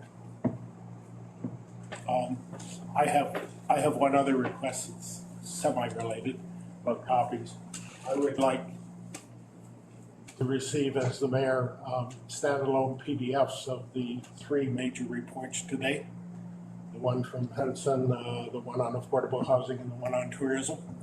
Because we have numerous committees that are involved in all these things, and it would just be fabulous to share with us. And I suspect it would be good to send it to all the mayors as standalones, if you don't mind. And CAOs as well. We'll make sure we get that distributed. Thank you. Councillor McPhail. This whole issue with the drain, I would hope that the municipality of Dutton Dunwich will advise the board of directors who may not be familiar with the Drainage Act and the responsibilities that go along with signing a petition, that they're fully aware that it can be a slippery slope, so make sure that what you want is worth what you're going to have to pay. That crossed my mind because that old, remember Lake Bill Martin telling me you could fill an arena with people who do not like the Drainage Act, but it's pretty rigid. And yeah, Councillor Martin. Yeah, I just wonder, I know this came up because of safety issues and people in the seniors' home sort of, slipping or falling in the ditch or drop, thing. I just wonder if an easier fix for them would be to put a fence along that side so that no one can possibly get their car too close or slip and fall in this ditch, so. Go ahead, Bob. Yeah, I can address that. That's why I've asked the municipality to be copied on this, so we will work with this group and let them have a reality check with regards to costing and need and other options. So That will open the door for us so that we can start talking to them without waiting for them to come to us or be further confused about who they should be asking to do what. Fairly expensive fix. Can go ahead and read the recommendation, please? Be it resolved that the report titled Request to Fill in the Bennett Municipal Drain Pioneer Line Village of Dutton dated June 20th, 22 from the General Manager of Engineering, Planning and Enterprise and Deputy CAO and Manager of Transportation Services be received and filed. Mover and seconder, Councillor Ketchabah. Councillor Purcell. No further discussion. Call the vote. All in favor? That carries. Thank you. Next report, request to extend reduced speed zone, Village of Springfield. Brian, go ahead. Thank you, Mr. Deputy Ward. Thank you, Mr. Deputy Ward, through to council. A request was recently received from Township of Malahide Council expressing concerns with respect to speeding at the westerly settlement limits of the Village of Springfield. County staff deployed traffic count equipment to that location recently and have compiled updated data with respect to speeds. Based on the analysis of that data, reports of speeds are in fact well in excess of posted speeds.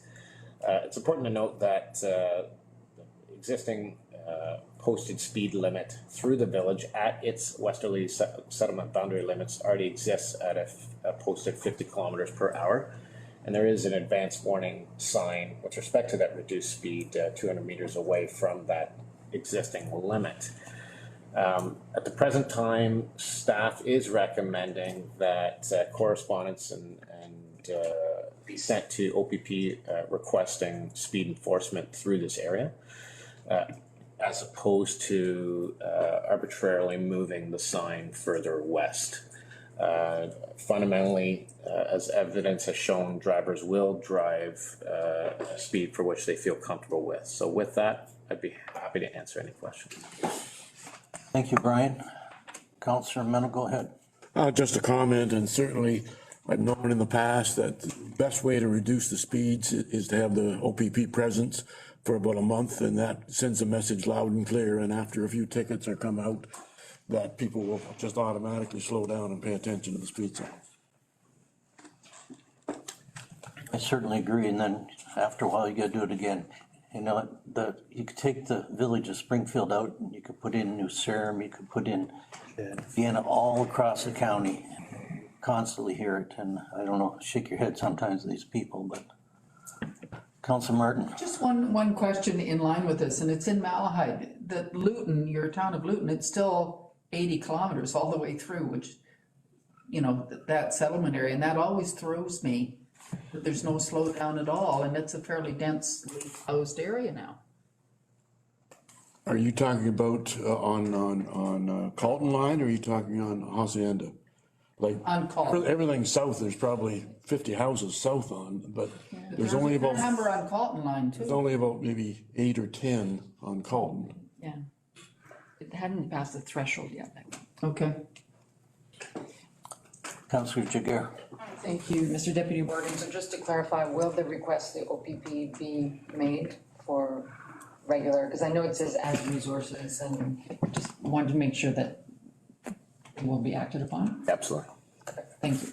I think it's always a good idea to tell residents to pick the phone up, make the call, because that becomes a statistic and spurs a little more action. Just to clarify, we can't commit the resources of OPP, but we can commit to following up with OPP and sharing the results of the traffic study. All right. You have a mover and seconder? Okay, please.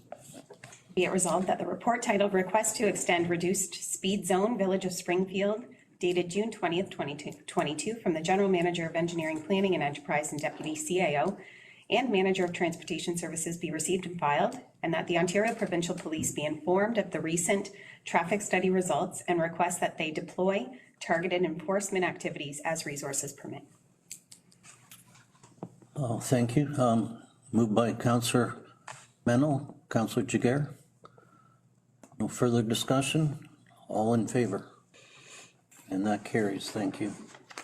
Next report, draft plan approval, plan of subdivision, part of lot 123, concession north of the Talbot Road, geographic township of Bayham, county of Elgin, applicant CJDL Engineering Limited owner, 1985763 Ontario Limited, file number 34T PY2 101. Don't ask me to repeat that. Right. Thank you, Mr. Deputy Warden, through you to council. I'll provide a quick preamble and then I'll turn it over to our external planning consultant, Mr. Paul Hicks, who's joining us virtually.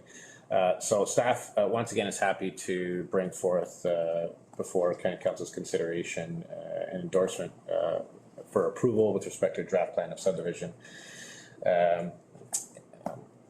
In BAM, following extensive discussions throughout the planning consultation process with both the applicant as well as members of the community, we are satisfied in bringing forth this endorsement before you. The plan of subdivision proposes 39 lots within the settlement community of Sandytown, within the close proximity to the intersection of Sandytown and Heritage Line. So with that, specifically within the village settlement limits of Stratfordville. With that, I will turn it over to our external planning consultant, Mr. Paul Hicks, who may want to add some additional commentary. Welcome, Paul. Thank you, Mr. Chair. Thank you, Brian. I'll just, I can add a little bit more commentary to build on what Brian had said. As he'd mentioned, we are talking about a 39 unit plan of subdivision with designated settlement area this is a development that is proposed to be developed in two phases. The first phase being 13 lots and the second phase being an additional 26 lots. Council members will find a copy of the proposed plan on page 301 of their council packages. Of particular note with this plan of subdivision, we're talking about development that is within a designated settlement area. The lands are zoned for residential development, but a particular note with this file has been the servicing of this proposed plan of subdivision. The proposed plan is intended to be serviced by municipal sanitary sewer service, as well as individual on-site wells for drinking water. So this is classified as partial servicing under both provincial policy and county policy.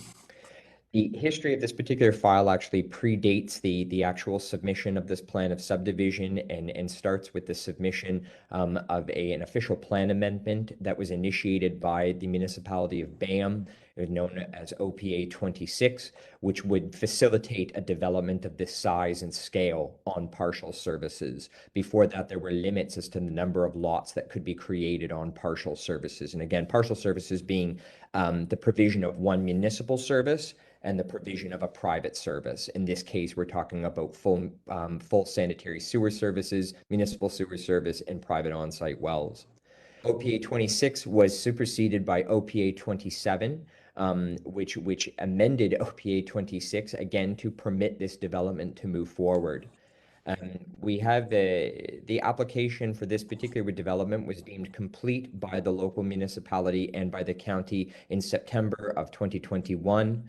The statutory public meeting was held in November 2021, and in January 2022, Municipal Council passed a resolution in support of the plan and provided a number of proposed conditions of draft approval. As some members of this particular council will note, this particular plan has drawn some concerns. These concerns do sound the servicing, particularly the drinking water servicing, and the proposal that the 39 lots be serviced by individual wells. There has been concerns about both water quality and quantity in the village, and the potential impact of this development on water quality and quantity in the village. To that end, notwithstanding that Municipal Council had adopted or endorsed the plan in January of this year, county staff had asked the municipality and the applicant to pause moving forward with this report to county council, pending a peer review of the hydrogeological report that had been prepared and supported the application. For Council's benefit, a hydrogeological report is a report that's prepared by a professional engineer that essentially examines groundwater conditions. And what we were looking to do was to determine whether or not the hydrogeological report that had been prepared met all provincial guidelines and requirements for analysis of impacts on groundwater, because ostensibly the report that had been prepared by the applicant had indicated that the development could certainly move forward. That peer review was completed this past spring.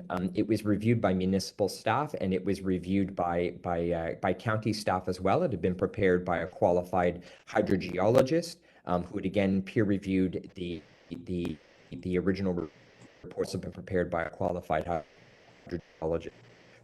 There is to that peer review work on the part of the county staff to ensure that we were again maintaining compliance with all provincial guidelines with relation to this proposed plan. We have received an updated peer review from the municipality again in fact in early of this past month. And at that point, county staff were satisfied that the plan could then be brought forward to county council for consideration, as the revised peer review that had been provided had satisfied all of our concerns with regards to the proposed servicing of the subdivision by private individual on-site wells. In addition to that, we had spoken to the Ministry of Municipal Affairs and Housing. They're colloquially known as the one window, and they provide access to all the other provincial ministries that are involved in municipal planning. We had spoke to Municipal Affairs and Housing over our approach to the proposed plan to ensure that we were not out of line and were in keeping with provincial guidelines. The ministry advised that they had no concerns with the way that we were approaching this proposed plan. So notwithstanding that we do still have members of the public who have continued to express concern with the approval of the proposed plan, at this point we have a complete application that has been made in September of last year, has gone through the statutory process by the municipality on two separate. We have staff who involved, and I would say to council that's a bit.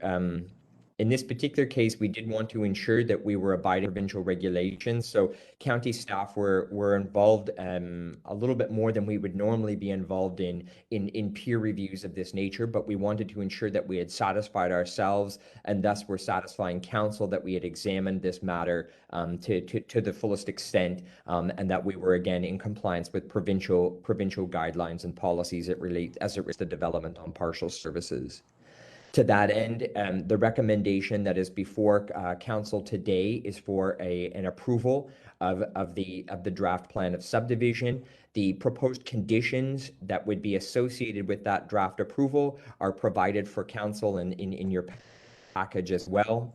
Of particular note with regards to groundwater, there are specific conditions that are dealing with the installation of the wells and additional testing and monitoring that will occur after the first phase of development completed, to again ensure that there is no undue impact on the groundwater conditions for existing residents of the village. So we would suggest that there is essentially a check and balance in this, and that we will be continuing to monitor the situation with our status. We are requirements prevalent and others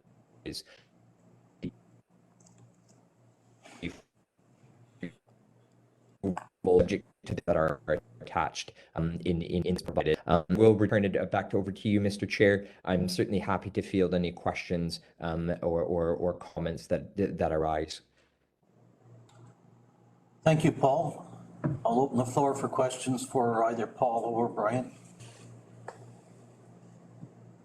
Councillor Jones. Yeah, I think everything's been exhausted as far as going through the process. I guess just one question, and I fully support this, but is there a plan B in case something goes awry? Plan B? In case the water quality is affected or it that. You got too much water already? Certainly, I can speak to that, and you'll forgive me if I'm turning off my camera. I just have apparently a slow internet here, so I'm just saving a little bandwidth. But I am here, and I can turn my camera back on for answers. But with respects to kind of that check and balance, so the approval as it's structured right now would allow only the phase one to proceed at this time. And again, when we're talking about a draft approval, this doesn't mean that shovels will go in the ground tomorrow. There's still a number of conditions that will have to be fulfilled, and additional and detailed engineering work and plans that will have to be produced. But at the point that we are at, when shovels eventually do go in the ground for the first phase of development, we will get to a stage where after that phase is completed, there will be additional testing.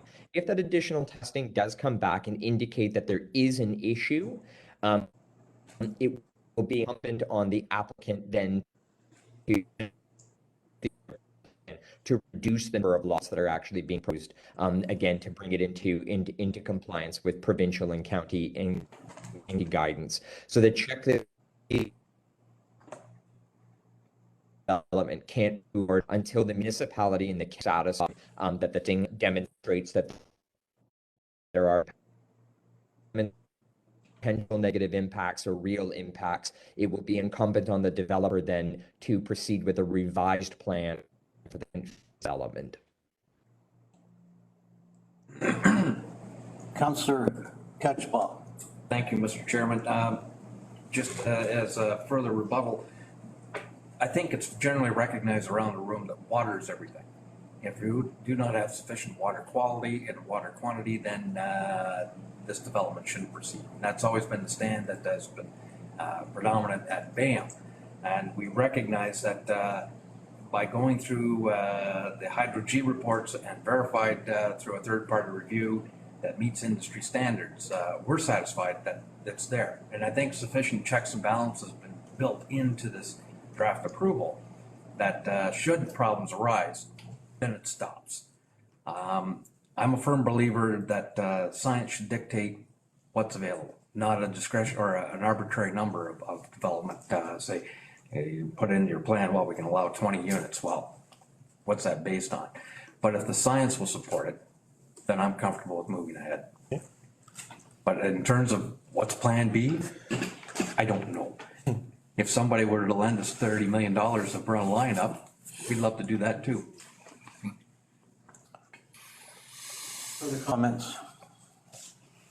Councilor Martin? Just, I agree with you totally with the science thing, and I know the community I live in, Sparta, has had a major issue with, if someone drills a new well, the person's next doors goes dry.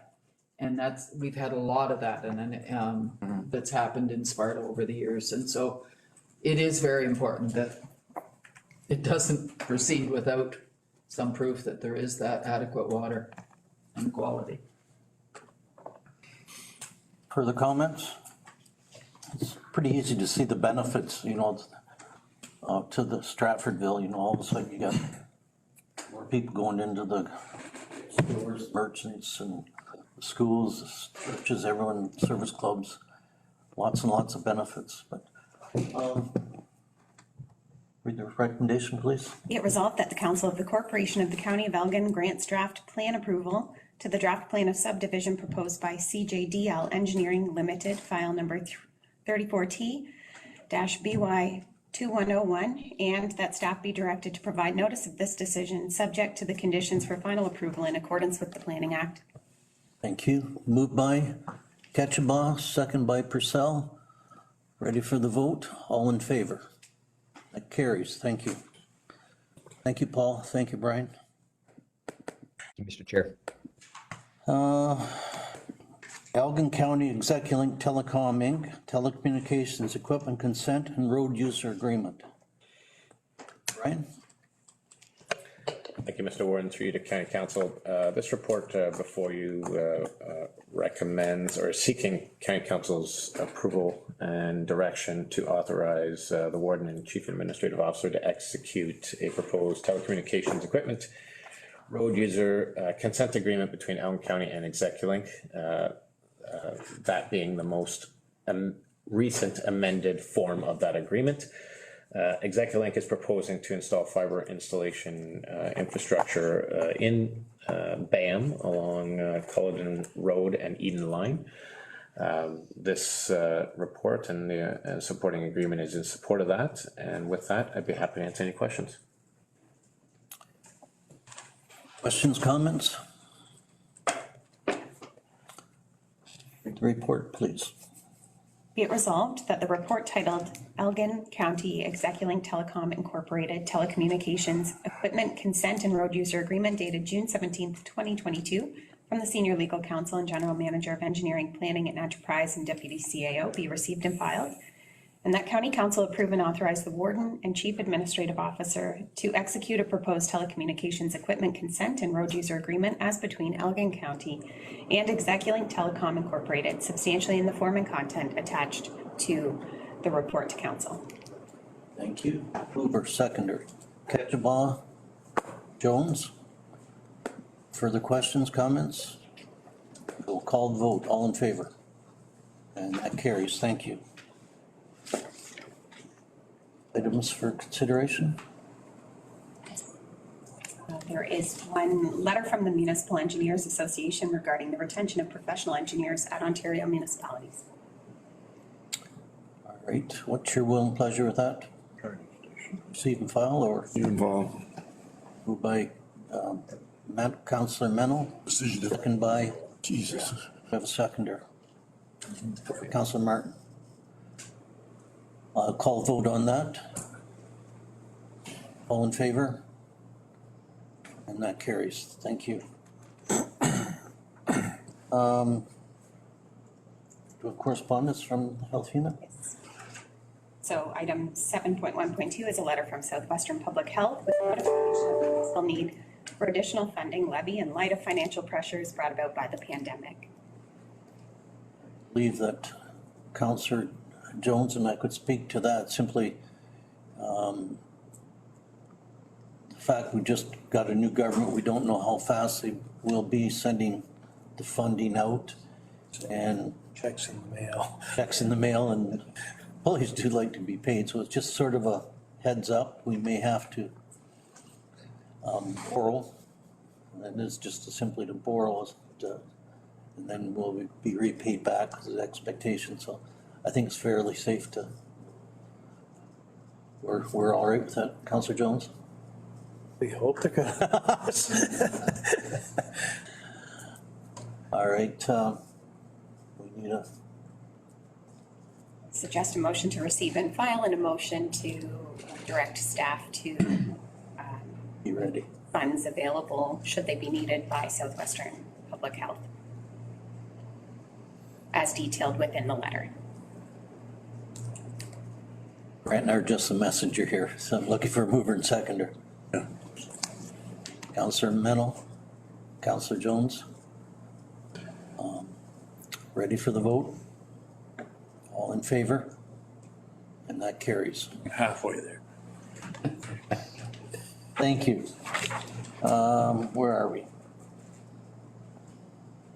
We ready to go closed session? Nope, statements of inquiries by members. All right. You're right. Statements and inquiries by any council members? Noting none. Notice of motion? Noting none. Matters of urgency. Go ahead. So I recommend and bring forward two items for council's consideration. The first is correspondence received from Rick and Rose Robinson dated June 14th, 2022 regarding parking in Port Stanley, a copy of which has been provided to all members of town council. And if council consents to the addition of this as correspondence in today's agenda, we'll post those to the minutes for public notice. As well, that an additional legal matter be considered in closed session under Municipal Act 239-2 F, which is advice that is subject to solicitor-client privilege, including communications necessary for that purpose. And that is just a legal update. So we need a motion. We're in seconder for those two items. Councillor Purcell, Councillor Jaguar. Ready for the question? All in favor? And that carries, thank you. Now we'll move into, No, now we'll consider the letter from certainly. Rick Robinson. So I'm happy to provide a very brief introduction. A request was received from Central Elgin Council requesting that the county approve the establishment of 2-hour parking limit restriction on Bridge Street, Colburn Street, and Joseph Street. On May 10th, County Council approved an amendment to bylaw 20-05. On June 14th, we received correspondence from Rick and Rose Robinson expressing concerns regarding a ticket that they received under a County of Elgin bylaw, parking over 5 hours. And I have a recommendation prepared, but would be happy to share that following some discussion. I'm sure that will come forward from Central Elgin representatives. Councilor Martin, go ahead. Yes, just one, we did not sign this area for the 2 hours. I know that that's what county passed. We only signed to Charlotte Street because that's in the business part. So that's something, personally, I would like to see the county change back to just to Charlotte Street on Colburn, because we're not enforcing 2 hours north of Charlotte Street, which is right, as I say, where the businesses are in downtown Port Stanley. Up to Warren doesn't make any sense. It is all housing all the way along there. But the 5-hour limit has been in place in Port Stanley for a long time. In fact, the old limit on that road was 1 hour. But just so, I mean, Central Elgin can certainly look at this. We have received a letter as well, but staff have said these people do this on a regular basis. They pull their cars out of their lot and then park on the road and let other people use their area to park in visitors that they have. So I don't know what county want to do, if you just want to send it to Central Elgin, but I would like to bring, I'm sure Central Elgin would like to bring back a recommendation that we only have the 2 hour from Charlotte Street south to Bridge Street. If I could, I just literally about 10 hours ago, I was sitting over here and we had the same discussion last night, lengthy discussion. So I think that's reasonable to send it back, but go ahead, Julie. On April 26th, the letter received from Central Elgin Council, just to clarify, did request that the County of Elgin approve to install 2-hour parking limited signage on the following county-owned streets in Port Stanley, Bridge Street, Colburn, and Joseph Street, with no other parameters. So easily confused, I think, if there was some missing details there. I think the idea was in the business district. Councillor Purcell. I suspect Julie's got it, but I'm happy to make a motion that we ask Central Elgin for any further requests concerning this matter, and then County Council can act upon the recommendations. I distinctly remember the night the bylaw was passed that I asked the question, this is a living document that can be amended, and you know, there's going to be bumps. We've been pointed out, so had an attempt last night to fine tune it. We'll see if that works or not, but are we satisfied with that? We'll send it back to Central Elgin, and do we need a motion for that, or? So I recommend that the correspondence regarding parking in Port Stanley received from Rick and Rose Robinson, dated June 14th, 2022, be received and filed, and that the letter from Rick and Rose Robinson be forwarded to the municipality of Central Elgin for consideration. And further, that a letter detailing council's direction be sent to Rick and Rose Robinson. Mover and seconder, please. Councillor Jones, Councillor Purcell. Ready for the question? All in favor? Carries, thank you. Closed session. Need a motion to move into closed session? We can take a break first and move into closed session. Move in. Okay. Councillor Ketchabah moves. Move. Councillor Jager seconds. I will call the question. All in favor? That carries. closed session. We'll take a short break. Be it resolved that we do now rise and report. All right, mover, please. Councillor Purcell, Councillor Mennel. I'll call the vote. All in favor? Now we're back into open session. Okay. First item. First resolution. For closed session item number 1, be it resolved that staff proceed as directed. Mover and seconder, please. Councillor Martin, Councillor Jones. All in favor? Carries. Thank you. Next. For closed session item number 2, human resources, be it resolved that staff proceed as directed. Mover, Councillor Jiguer, Councillor Manel. All in favor, please. Carried. Thank you. Closed session item number 3, which was a property matter, be it resolved that staff proceed as directed. Moved by McPhail, second by Manel, please. All in favor? That carries. Thank you. For closed session item number 4, which is financial services, be it resolved that staff proceed as directed. Moved by Ketchabah, second by Purcell. Call the vote. All in favor? Carries. Thank you. For closed session item number 6, which was considered in advance of number 5 on the agenda. So this was a legal matter. Be it resolved that the report from the county solicitor be received. Moved by Councillor Jiguer, Councillor Martin, seconds. I will call the vote. All in favor? Carries. Thank you. And for closed session item number 5, which was considered as item number 6, which is a property matter, I do look to Brian Lima for the rise and report for that one. Yeah, that we proceed as directed. That is moved by Councillor Mennel, Councillor Jones. Call the vote. All in favor? That carries. Thank you. So next is consideration of the score. Consideration of, Score report and okay, score report. Starts that off. so Warden French is absent today. So with your consent, Deputy Warden Marks, we'd like for Brian to get that started and I'll jump in as needed. You have my consent, Brian. Thank you, Mr. Deputy Warden. 3 to council. The report before you outlines a formal request from South Central Ontario Regional Economic Development Corporation seeking $150,000 funding over 3 years from the County of Elgin associated with short line rail that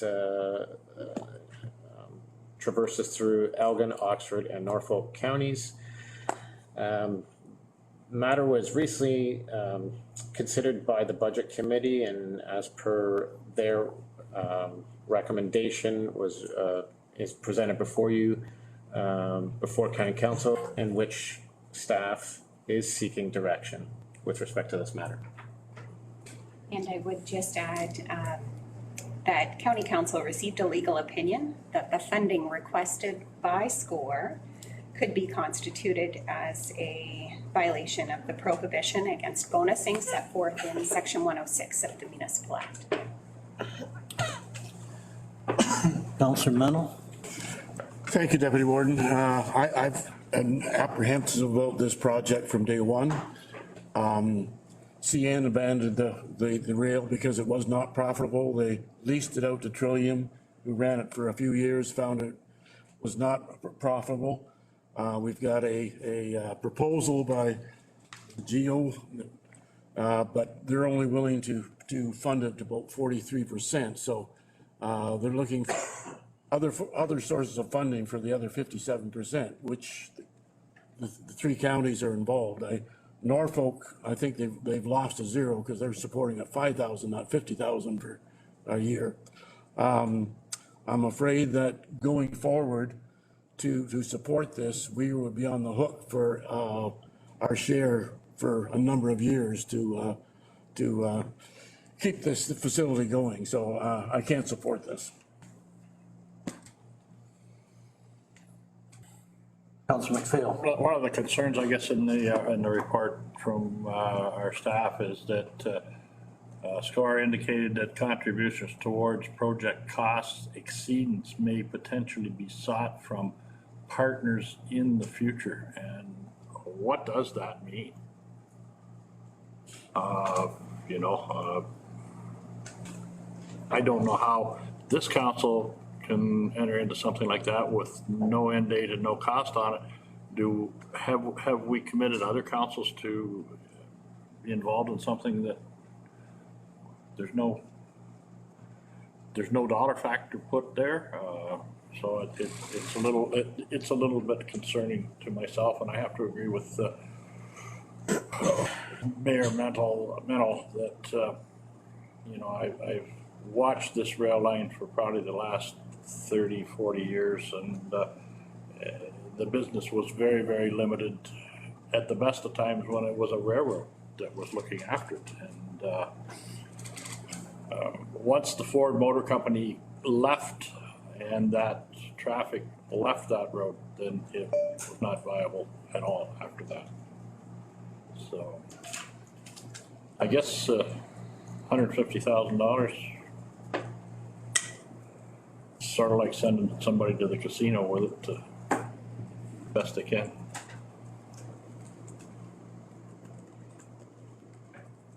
Go ahead, Councilor Kajak. Thank you, Mr. Deputy Warden. Just to add that although the Budget Committee did discuss this matter and we reviewed it as a Budget Committee from a financial viability, whether it was a reasonable investment, which we considered could be possible based on our overall financial position. I think the other context in terms of viability, legal risks, and so on, I would agree with my fellow councillors that we should not support this at this point, or at least the financial investment.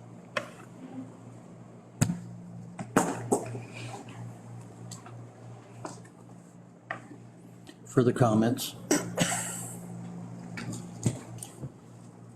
At the Budget Committee, refer to Warden Warwick had been out to the FCM conference and met with one of the top railway execs, president maybe, if I remember. And she was pretty excited by some of the turnaround in the rail business. And, some of the figures as far as moving freight for the environment, et cetera, there's some very positive things there, but the information we received about the potential bonusing is very disturbing. So I'm not as enthused as I was on Friday, maybe. Councillor Ketchabah. Thank you, Mr. Chair. The the discussion on Friday, as well as what's being considered today, it's looking for if I could characterize as a relatively small investment in order to leverage a larger pool of funds to rehabilitate a line, and I think the advice that was given to us may have some large benefit and may not. We don't know, and I think that's been characterized correctly that it is a bit of a gamble. Two other partners in this scheme have already committed to this. We know that there's a short time frame. I believe the 30th is the deadline for the application for national corridor funding. I would think that if I understand the proposal properly, that should SCORE not be successful with that transportation corridor grant, then the funding from Elgin would not be required. So, it's an opportunity to leverage funds, which may or may not be coming. There is some risk involved. I consider it an economic development risk. Is there a risk from the perception of a bonusing? Perhaps. It comes down to who would challenge it. I don't know. There are many factors against doing this. There are some positive outcomes that could come from this. I'm willing to take a chance and support it. Counselor Mennel. I think we need to make a decision, and I'm prepared to put a motion forward that we deny the request put forward by SCORE.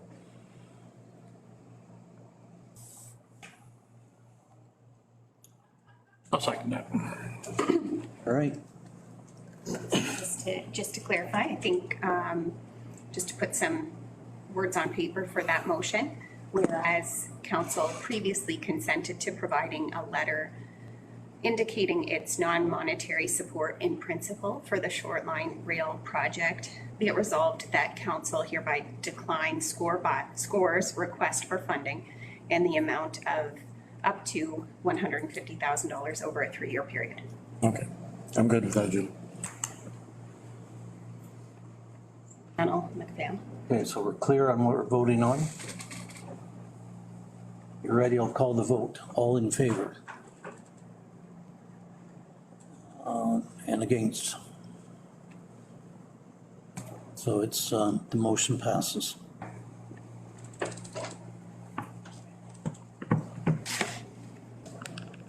Oh, Motion to adopt recommendations.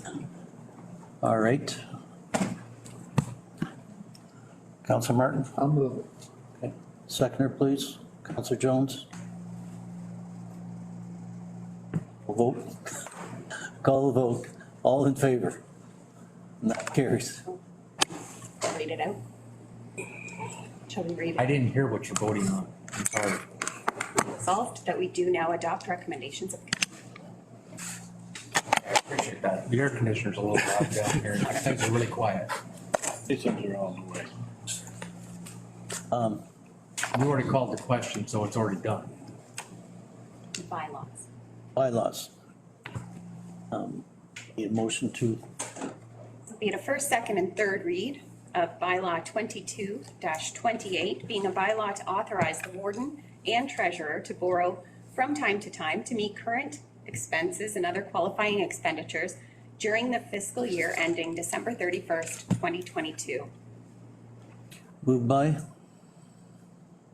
Jones, Fennel, in favor? Carries. Be it a first, second, and third read of bylaw 22-29, being a bylaw to appoint secretary treasurer of the Elgin County Land Division Committee. Moved by McPhail, Purcell, all in favor? Carries. Thank you. Be it a first, second, and third read of bylaw 22-30, being a bylaw to confirm proceedings of the municipal council of the corporation of the county of Elgin at the June 28th, 2022 meeting. Moved by Martin, Jones, all in favor? Carries, thank you. Adjournment. Moved by Jones, Purcell, all in favor. I'd like to take a quick opportunity to thank everyone. A bit of an ordeal, long day.